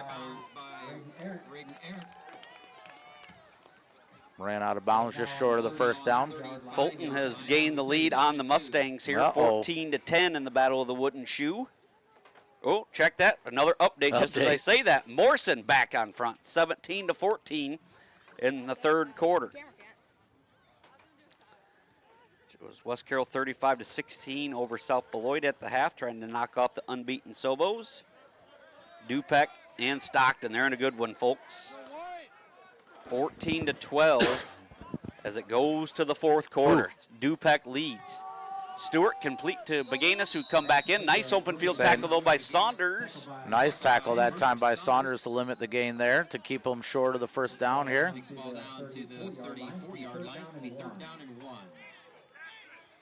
A lot of good games going on in the area tonight. Colton Stiles in the defensive line. Yep, I think you already said that with Gilroy. Same defense as what started the second half. 2 minutes to go here. Yes, some good matchups here.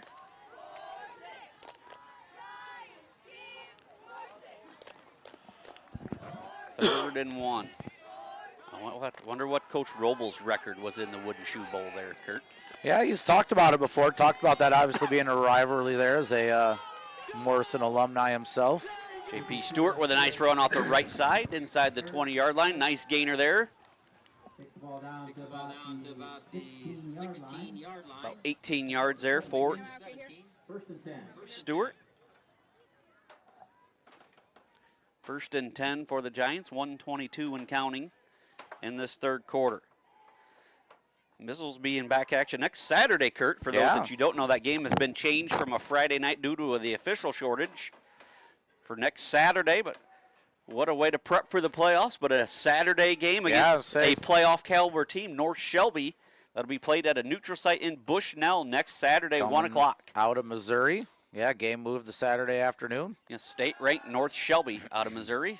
Runner-up in the 8-man class in Missouri. Stewart lobs it up to Carreno, and that pass falls incomplete. Good coverage there by Eric. Yeah, 2 previous year state runner-ups from different states doing battle next week in Bushnell, Prairie City.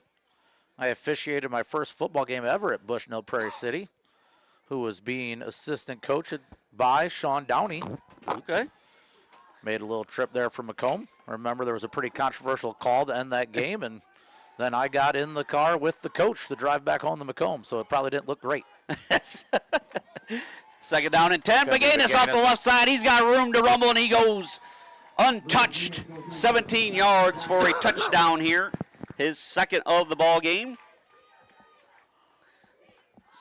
18 carries, 65 yards now unofficially. The 10-second mark of this third quarter. Baganis, 17-yard run, his second touchdown of the night. As the Giants now try the two-point conversion. Stewart, shotgun formation. Counter to Stewart right up the middle, and he is in. Two-point conversion good. 10 seconds to go in this third quarter. Milledgeville 54, Alden-Hebron 22. We'll be back on the Missiles Media Network.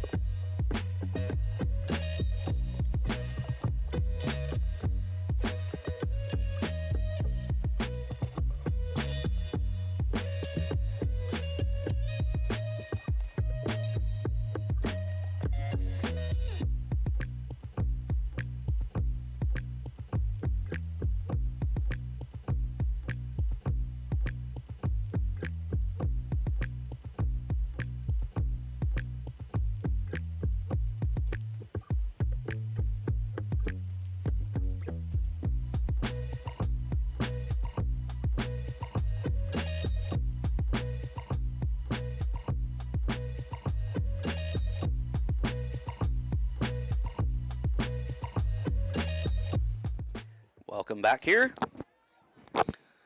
Shout out, every time I look to that scoreboard when they put the ball on the 50, I think of our top 5 electrician. Yeah. The light outage sponsored by Selman Electric. Yeah, there it is. If you have a light out, it's probably because you had Chad wire it. Catchy little slogan. Yeah. You can Is use that that, on the Chad. side of his truck? I believe it there is. on the side of his truck? Yep, I believe it is. Moreno kicks it deep to Ebersole, going to pick it up about his own 15. Ebersole off the left side. Nice tackle there by number 9. Covered Kyle well there by the Linneman, Giants. freshman. And that's going to do it after 3 quarters. Milledgeville 54, Alden-Hebron 22. We'll be back with Cohen Roble on the call to start this fourth quarter.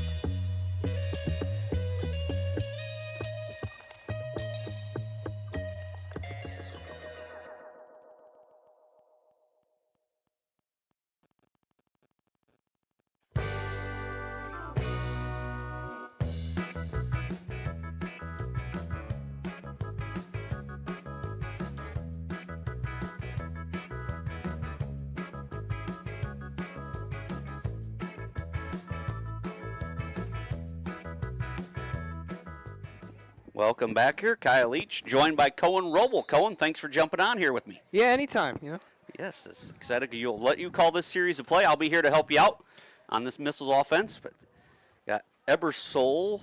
Looks like Ebersole at the quarterback. You take it from here, Cohen. Just tell them what you see out there. Alrighty. Shotgun formation, it looks like. It's QB sneak. No gain. Yep, nicely done there. Ebersole on the keep. Tackled by number 59. I'll get the defensive players for you. Matt Nanini on the stop. Armbrust limping off here for the Giants. He'll be replaced by Colton Crowell. Looks like maybe Easton Ottens could be back in at quarterback this time. We'll see here. 11:30 to go here in the ball game. I'll set up the play for it, and you take it from here. Looks like Easton Ottens in at quarterbacks. Ebersole and Stepp are the backs. Go ahead, Cohen. Yep. Under center, looks like, for number 12. Handoff right up the middle. About a gain of 3, 4. Yep. Ebersol on the carry. Tackled by Manny Ortega. Manny Ortega on the stop here for the Giants. Right on the call there. Gain of 4 yards on the carry. Third down and 7 from the 29-yard line. 3rd down and 6. Ball on the Missile 29-yard line. 10:50 and counting. But we played 7th grade for the Mustangs junior tackle, Cohen? Yeah, I did. 7th grade. What positions did you play this year? I played tight end until the last 2 games. Then I was put into tackle. What do you prefer, tight end or tackle? Definitely tight end. I had a feeling you were going to say that. All right, go ahead on this next play call. Under center, handoff. Oh, no pass. Caught, first down. Has room to run. Nicely done. Otten's complete to Raiden Arrett. Nice gain on the play. Going to be, pick up about 12 yards on the play. 1st and 10 for the Missiles. Ball on their own 43-yard line. And you prefer to play offense or defense, Cohen? I liked offense. Defense was fun, too. Kind of like my dad, like the defense side of things. All right, go ahead. This next play call. Pistol formation for Ottens. Yeah. Toss. Room to run. 1st down and more. Yes, Tyler Stepp, nice gainer. Gain of about 14 yards on the right sideline. Had plenty of room to run on that right side there, didn't he, Cohen? Yeah. Nicely blocked up front by the Missiles. What's your take on your dad's golf shoes? That's been his good luck charm. So what do you think of the Missile golf shoes there he's sporting? Oh, yeah. I mean, I like them a little bit, How about you? Do you have a dream car when you get older? Cohen, what's your dream car? I like the Ford GT40, Ford GT40, all right. Yeah. How about a favorite Casey snack? You got a favorite Casey snack? I always love hard candy Jolly Ranchers. The blue ones and the green ones are always the best. Okay. All right, go on this next call. Looks like pistol formation for Ottens and the Missiles again. Step behind them. Mm-hmm.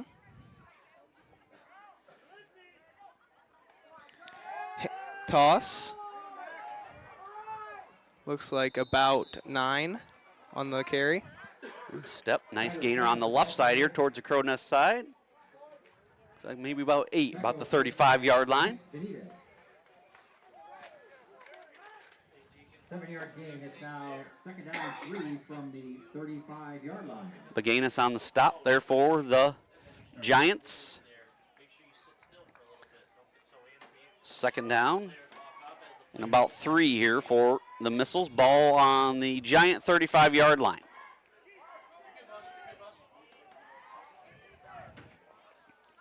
Under 8 minutes to go in the ball game. Said had a good one up at Dupec.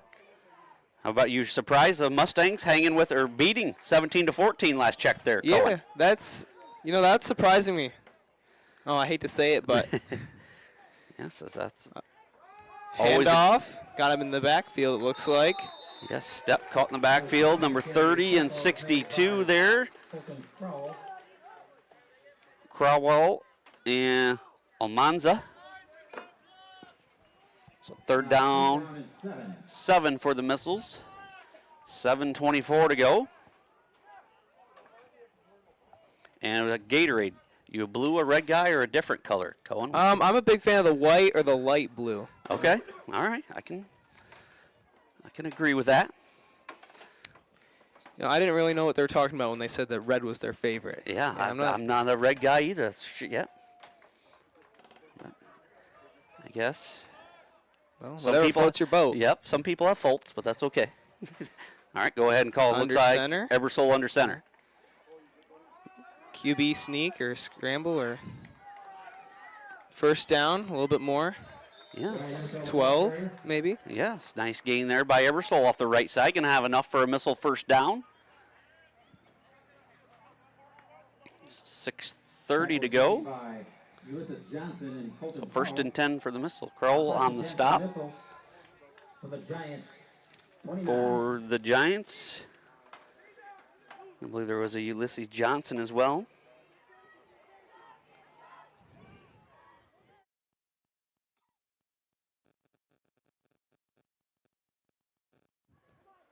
10 looks like who's quarterback? Back to Ottens this time. They're Cohen, looks like it. Yep. I formation behind him. Under center. Pass. Got number 10. Almost a first down. Yes, he hit the truck stick. Kind of ran right over the guy there, but he fumbled the ball, but they say he was down. Yeah. Nice hands there by Raiden Errett, number 10. Gain of about 8 there for the Missiles.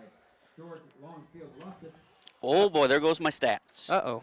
Kinsley, you want to go downstairs and get my papers? Right here in front. Yep, I'm sending someone down to get them. So paper, there's the wind gust. All of a sudden comes out of nowhere, Colin. That's how it works here. Yeah. Yeah, but you've been struggling with that this whole call out here. Yes. 5:10 to go. Ottens shotgun formation. I'll let you on the call. Handoff to the outside. Has room to run. First down a little bit more. Wyatt Ebersole carries it near inside the 15, about the 13-yard line. Sending my daughter Kinsley Leach down to fetch my papers that went flying out the window. She's waiting her turn on the call here the next series. Yeah. Missiles might take all the play. They're doing a nice play drive here for you, Cohen. They're giving you a good series to call. Yeah, yeah. I was worried he's going to be a little bit short. Yes, I thought they didn't give you a 3 and out. No, no.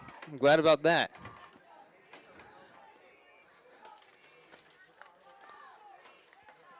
So here comes Ottens under center. Go ahead and take it away, Cohen. Handoff, outside, fumble, touchdown, I think. Who covers it? Who's going to cover it? Milledgeville touchdown. Yes, what a wacky play you get to call for a touchdown. Yeah, fumble touchdown recovery. Oh, going to say he was down. So take it off. Looked like Step maybe came away with the recovery, but you might get to call another touchdown here, Cohen. Perfect. So inside the 10-yard line, going to say Ebersole was down. Got our papers back. Yes, papers back. We'll try to keep them in the booth here now. 3:48 to go. Yep. Ottens under center, Step and Ebersole I formation behind him. Another handoff outside to the left this time. Swallowed up at the 5, it looks like. 6 maybe. Yep, 83. Ball down to the 5-yard line. Third down and 2. Gain about 3 there. Manny Ortega on the stop for the Giants. 3:13 to go. Third and goal, it looks like. Oh, no. Third and 3. They can get a first down just inside the 5. About the 3-yard line, they can get one. Ottens under center. Step, and who's 52? Colin Bivik. Run up the middle, and that's a touchdown. Touchdown Missiles. Nope. Oh, no, no. Ruling him down. At the 1. Colin Bivik down at the 1.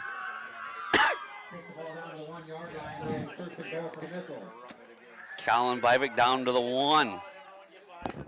Blocked well. Let's see. Hopefully they can punch it here, Cohen. I want your best missile touchdown call here. All righty. Ottens under center, I formation behind him, Ebersole and Bivik.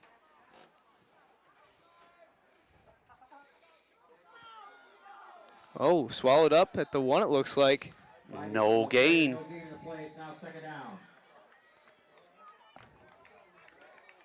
62 for them. Almanza on the stop for the Giants. 2 minutes to go in the ball game.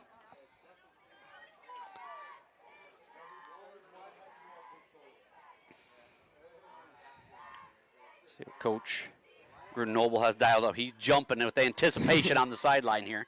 Yeah, see that.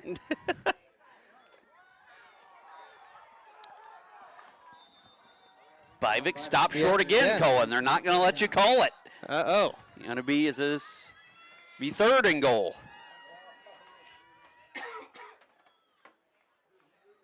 Third and goal. Ball on the 1-yard line once again. Almanza not letting the Missiles in there from the 1. Grenoble might have to dial another play. I'm not sure you're going to get Bivik to the edge here, though. Yeah.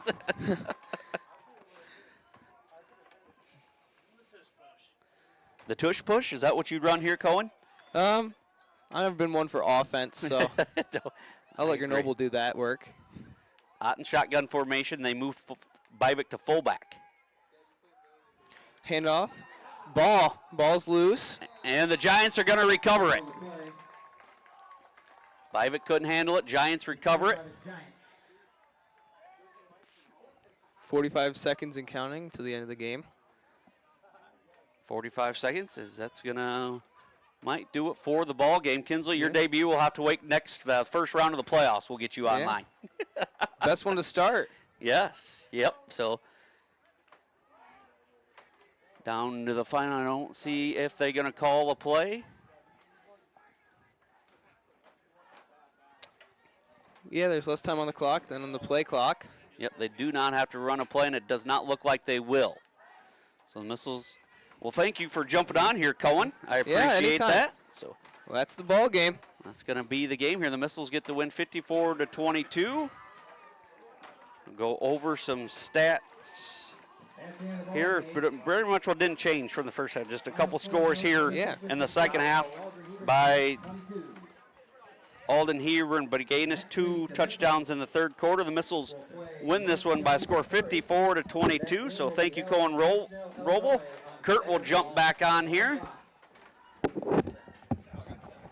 And we're going to have an extended post-game show. We're going to get head coach of the Giants as well, John Lawler, on here, as well as the Missile player of the game and Coach Roble, as always.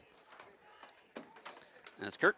Dominant first half led to an easy victory here for the Missiles in the second half. Get the JV some action. You come out healthy. That's what more can you ask for? Yeah, say Missiles handled business in the first half like they needed to. Giants able to put some points on the board there in the second half against a predominantly JV squad or a full JV squad there. Good to see these guys get some rest. They have actually gotten to play a couple full games this year. So getting in the playoffs, that's good to know, but it's also good to get them rest. Going into that pretty big Week 9 matchup next week down there at Bushnell Prairie City. But yeah, no injuries. Everybody looked healthy in the night. Good to see a couple of the players that were off last week back on the field tonight. So nothing serious there with them, but good all-around victory here tonight for the Missiles. Missiles get the win here, 54-22. They improved to 8-0. They'll be back in action next Saturday at Bushnell Prairie City versus North Shelby. We'll check one score here before we cut away for a little break. NUIC board here as we check, see if we got any updates. West Carroll was in control of that one. Yeah, West Carroll had taken over against South Beloit. I had seen. Just checking let's see. I can't get it to come up here right at the moment, but we'll give you scoreboards later here after this. But we will take a quick break, and we'll be back with the Alden-Hebron Giants head coach John Lawler after this quick timeout. Spoke to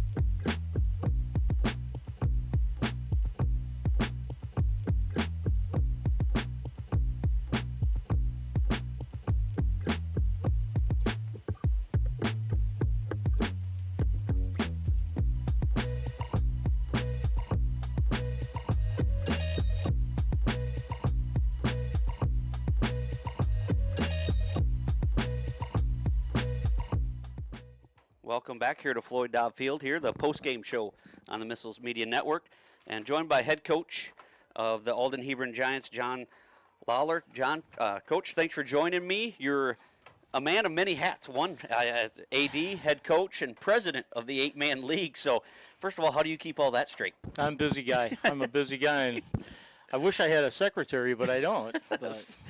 Yep, but yeah, first we'll talk about that, but I appreciate you jumping on. But talk about tonight's game. You guys come in 6-1 on the year, only lost to South Beloit, facing the top-ranked Milledgeville Missiles here tonight. You know you probably have your hands full. You guys are a little banged up, but just talk about the Missiles jumped on you early here, but just kind of showcasing their weapons and just thought playing the Missiles here tonight, Coach. Yeah, we are a little banged up, and you never like using that for an excuse, and it's not, but you know, when I made the comment, I think, on a preseason show that, you know, teams like us, if you lose one or two key guys, you're average at best right away, and that's kind of unfortunately where we've fallen the last couple of weeks. But we'll keep plugging away. We'll come back next week, and we still can get a pretty decent little seed in the playoffs, and maybe do a little bit of damage anyway. You know?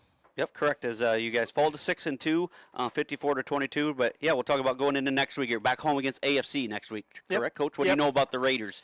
They're next week. I know they got a good back. They're 22. He's a pretty good back, so we'll probably focus on trying to get him stopped, and then just try to get back to our rhythm that we had earlier in the year. You know, we've been a little out of sync with the injuries, so if we can get a couple guys a little bit healthier and get back to what we do, I think we'll be okay. Yeah, like I said, 6-2 record would be a nice season if you guys could cap it off 7-2. And I said, I'll enjoy watching the Missiles and what 8-man was truly meant for, like the schools this size, like I said, to keep the traditions alive and to have schools with our enrollments going 7-2, maybe 9-0, 8-1. That's just a shout out to both head coaching staffs, and yeah, that's a tip of the cap as well. Well, and these guys, they're the class of the field, I think, right now. They're talented, they're athletic, they're quick, they're strong. They're smart. They don't make mistakes. They're going to be hard to beat. Yep. So, yeah, next week, can you believe it already? A week from tomorrow, we'll be talking playoffs. No, it seems I don't know, maybe it's because I'm getting old or something, but this year seems, out of all of them, that it's gone really fast. I think because the weather is so beautiful. You know, every week it seems like it's been beautiful. So. Yep, I believe is this now year 7 for 8-man football? Does that sound about right?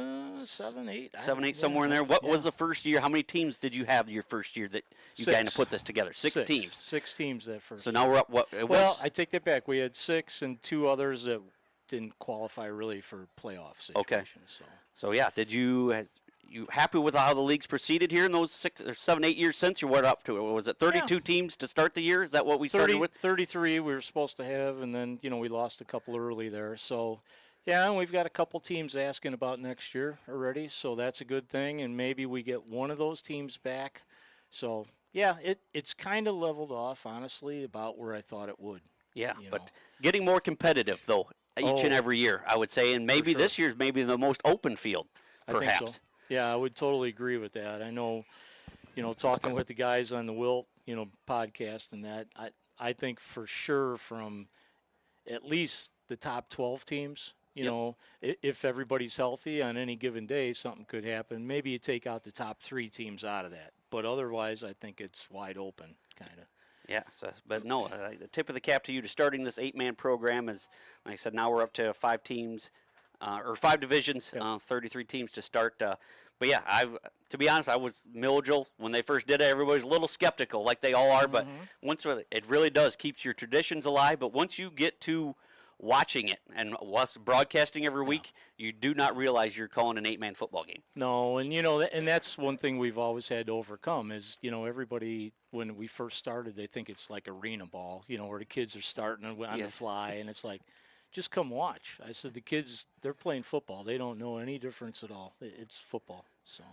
All right. Well, I appreciate you jumping on, and we look to seeing you guys in the playoffs. Hopefully you guys can get a little healthier here next week, and good luck next week against AFC. Hopefully so. Thanks for having me, and you guys do a great job, and congratulations to Missiles, and we'll probably be seeing them in Monmouth, I would suspect. Yes, we hope so. But I appreciate it, John, and good luck to you, and yeah, great job running the 8-man program here. Thank you. Thank you. All right, that was head coach John Lawler of the Alden-Hebron Giants. We'll be back for the player of the game right after this quick timeout.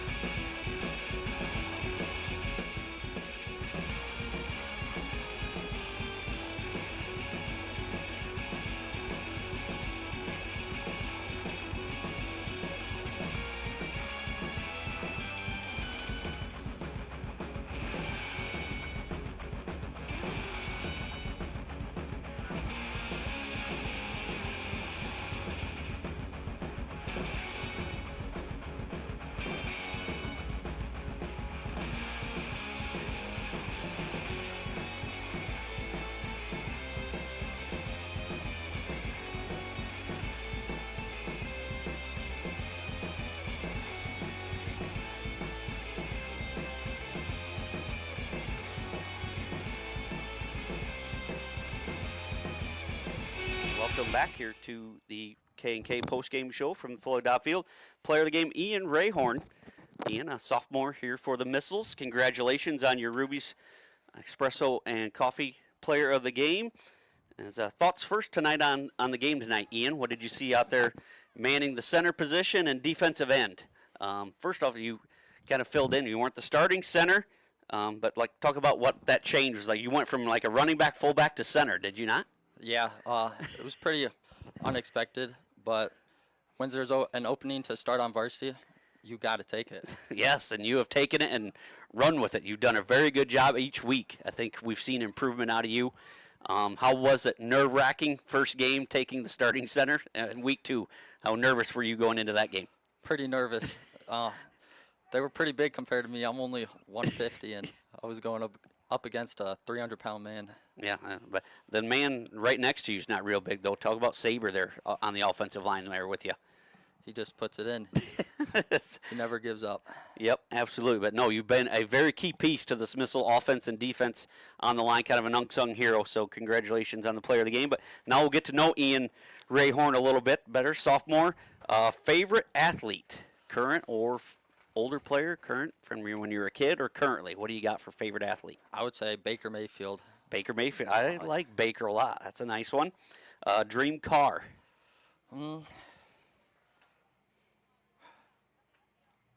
Probably more expensive, a Ferrari. Ferrari, okay. Favorite Casey's snack? If you're going to Casey's, what are you grabbing? Breakfast bacon. Breakfast in the morning. Okay. Only time to go. All right. Favorite school subject? History. I like history. All right. And favorite school lunch?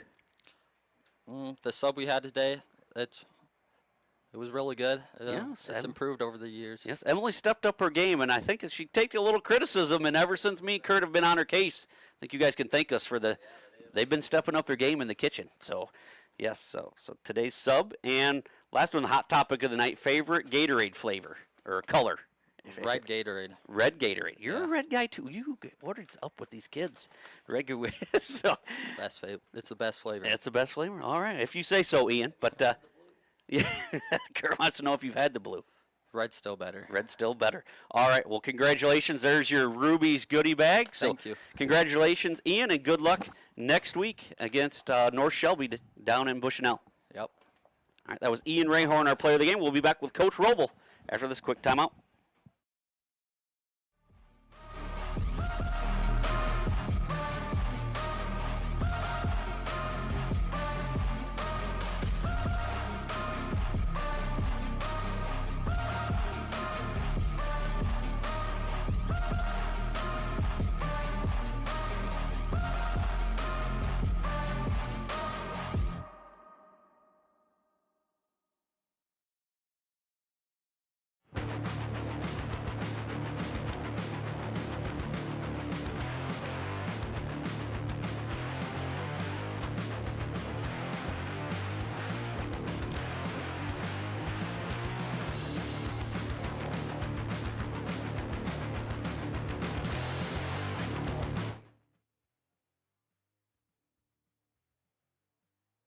All right, welcome back here to the postgame show.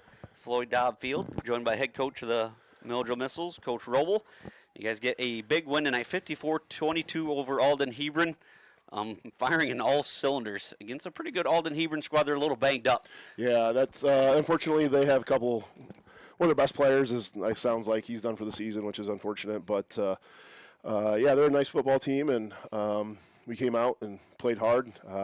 First play of the game. Coach, we drew something up new, and Coach Grenoble was like, I don't know how it's going to go. It's either going to be great or it's going to be terrible. But it went pretty great, and we scored on that twice. So it was good to see we executed some new plays that we haven't ran yet. I thought our defense overall did a pretty good job. A couple times, coverage-wise, we got a little out of position. But Alden-Hebron also had a nice fake punt there, caught us off guard. So we were challenged a little bit to step up a few times. But overall, I thought our guys played a good game. Yeah, so you could jumped out early and off to lead 24-0, 54-6 at the half. It's always a good game or a good night when you get varsity does well first half and you get some big-time minutes for your JV squad second half. Yeah, that was great, and I thought our JV showed some improvement. You know, we've been really on their case about, hey, we got to take some steps. You guys, some of you guys are no longer freshmen. You know, you're have a whole season basically on your belt now, and we've been trying to give them some more time individually to work on defense, and I think it showed up a little bit today. So it was nice to get those guys in and get them some minutes, and had some success too. I thought they did a nice job. Yeah, well, let's talk about the player of the game, Ian Rayhorn. Talking about a young sophomore, stepping up and just improving every week. Just talk about him as the season has gone along. Yeah, Ian's one of those kids that probably if you started the season, we're talking about who's going to start for us, probably wouldn't have had him down. But man, every day in practice, he just keeps getting better. He shows up. He works hard. The upperclassmen really respond to him well because he just does his job and doesn't complain. And he's just a quiet kid that gives you what he's got. And again, not a real big kid, but he plays hard. And as you said, I see it in practice weekly that he gets better, and I'm seeing it in film weekly. He's getting better in the game field. So, and that's what it's all about. And Ian's doing a great job for us. And I'm really happy as player of the game because he's worked hard this whole season, real quietly though. Yeah, one thing we didn't talk about last week when you guys in the post-game show that we should have, you guys clinched the Northwest Division conference champs in the 8-man league, something you guys hadn't done in 8-man yet this year, I believe, correct? Yeah, no, we hadn't. We, there's been so much shifting of the divisions, but, we've been close several times, several 8-1 campaigns, and just missed it. But, last week we were able to get that done, and it's a nice little something to add to our resume. But right now, sitting one game away from being 9-0 is our number one goal. So we got to make sure we keep our eyes on the prize there. Yes, as speaking of that 9-0, first conference championship since that last 9-0 team in 2018. Oh, yeah. And I got to see. I told you off air. I talked to a couple players from that at the Millville here over last weekend. Nate Rand, Jack Munns. Oh yeah. So they are of course dialed in, always listening to the show and. Just enjoyed playing for you, but they were very interested in what I thought of the Missiles could do it this year, but they still love watching and listening. And I told them that this team is the 8-man version, I thought, of that team. Yeah, they were 11-man, but the way this team undersized and flies to the football and defense especially.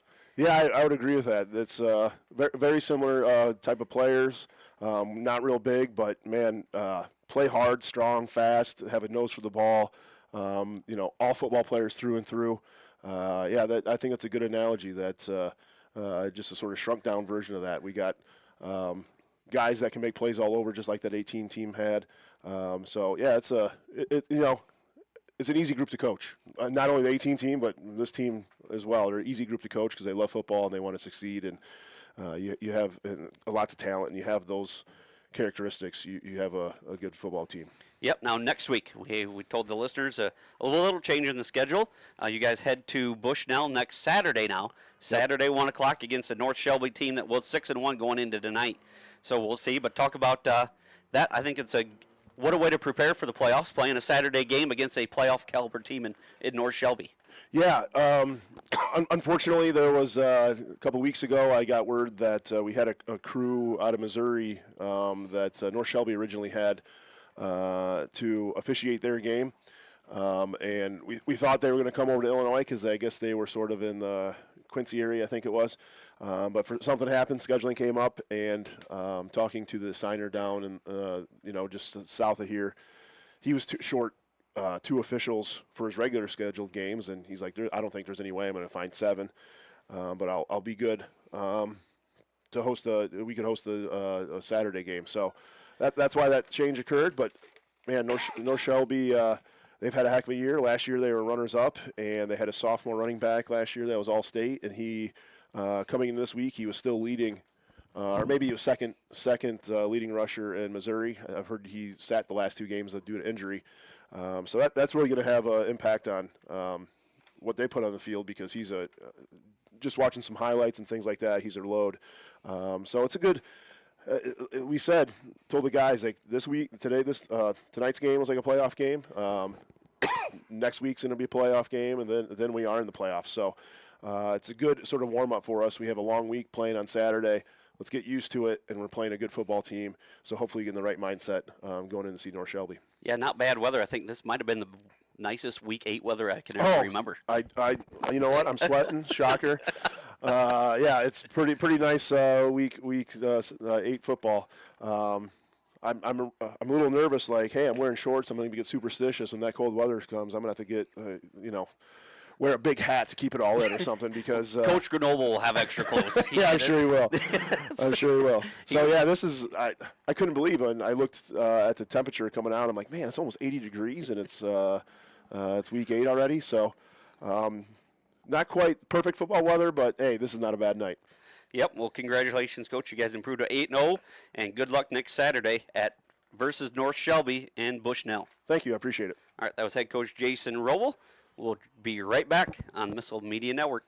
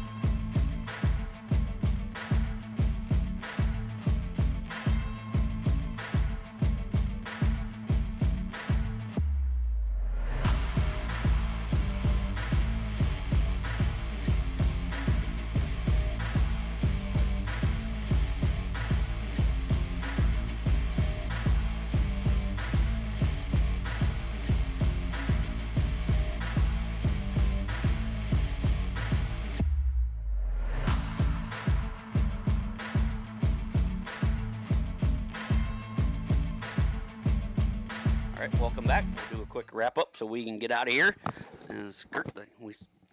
Everybody talk. Dominant performance. Missiles, Knock on Road, remain healthy, 8-0, and we'll be traveling. Just in case anybody wonders, the K&K show will hit the road next week. Yeah. We're due for a road trip after 4 straight home games. It's been a while. Like I said to somebody earlier this week, it's weird. Like it's gonna actually kind of be nice to go to like this 4-game homestand. Something about it, like wow, just don't see that often. But yeah, we'll be on the road next week playing North Shelby out in Missouri there, but we'll be down in Bushnell, Prairie City. Should be a good matchup. Two premier teams from different states going head-to-head. Hopefully I'd like to see that they have everybody healthy. Let's get a full matchup going here. Yeah, we're hoping their all-state back is healthy. Yeah. The Missiles, for the most part, are healthy as well. So, yeah, should be a great matchup. Playoff atmosphere we're anticipating next week down in Bushnell. Yeah, it should be a good warm-up. Week 9 there should be a good warm-up going into the playoffs. Obviously, hope the Missiles come out 9-0 out of that, but fixing to be the top seed going into the playoffs, hopefully there. And, yeah, it should be a good matchup and a good warm-up for what the playoffs will bring. So, once again, your final tonight, Missiles 54-22. They've improved to 8-0. We'll be back in action next Saturday, 1 o'clock, live from Bushnell as the Missiles take on North Shelby. So, thank you guys for listening, and have a great night.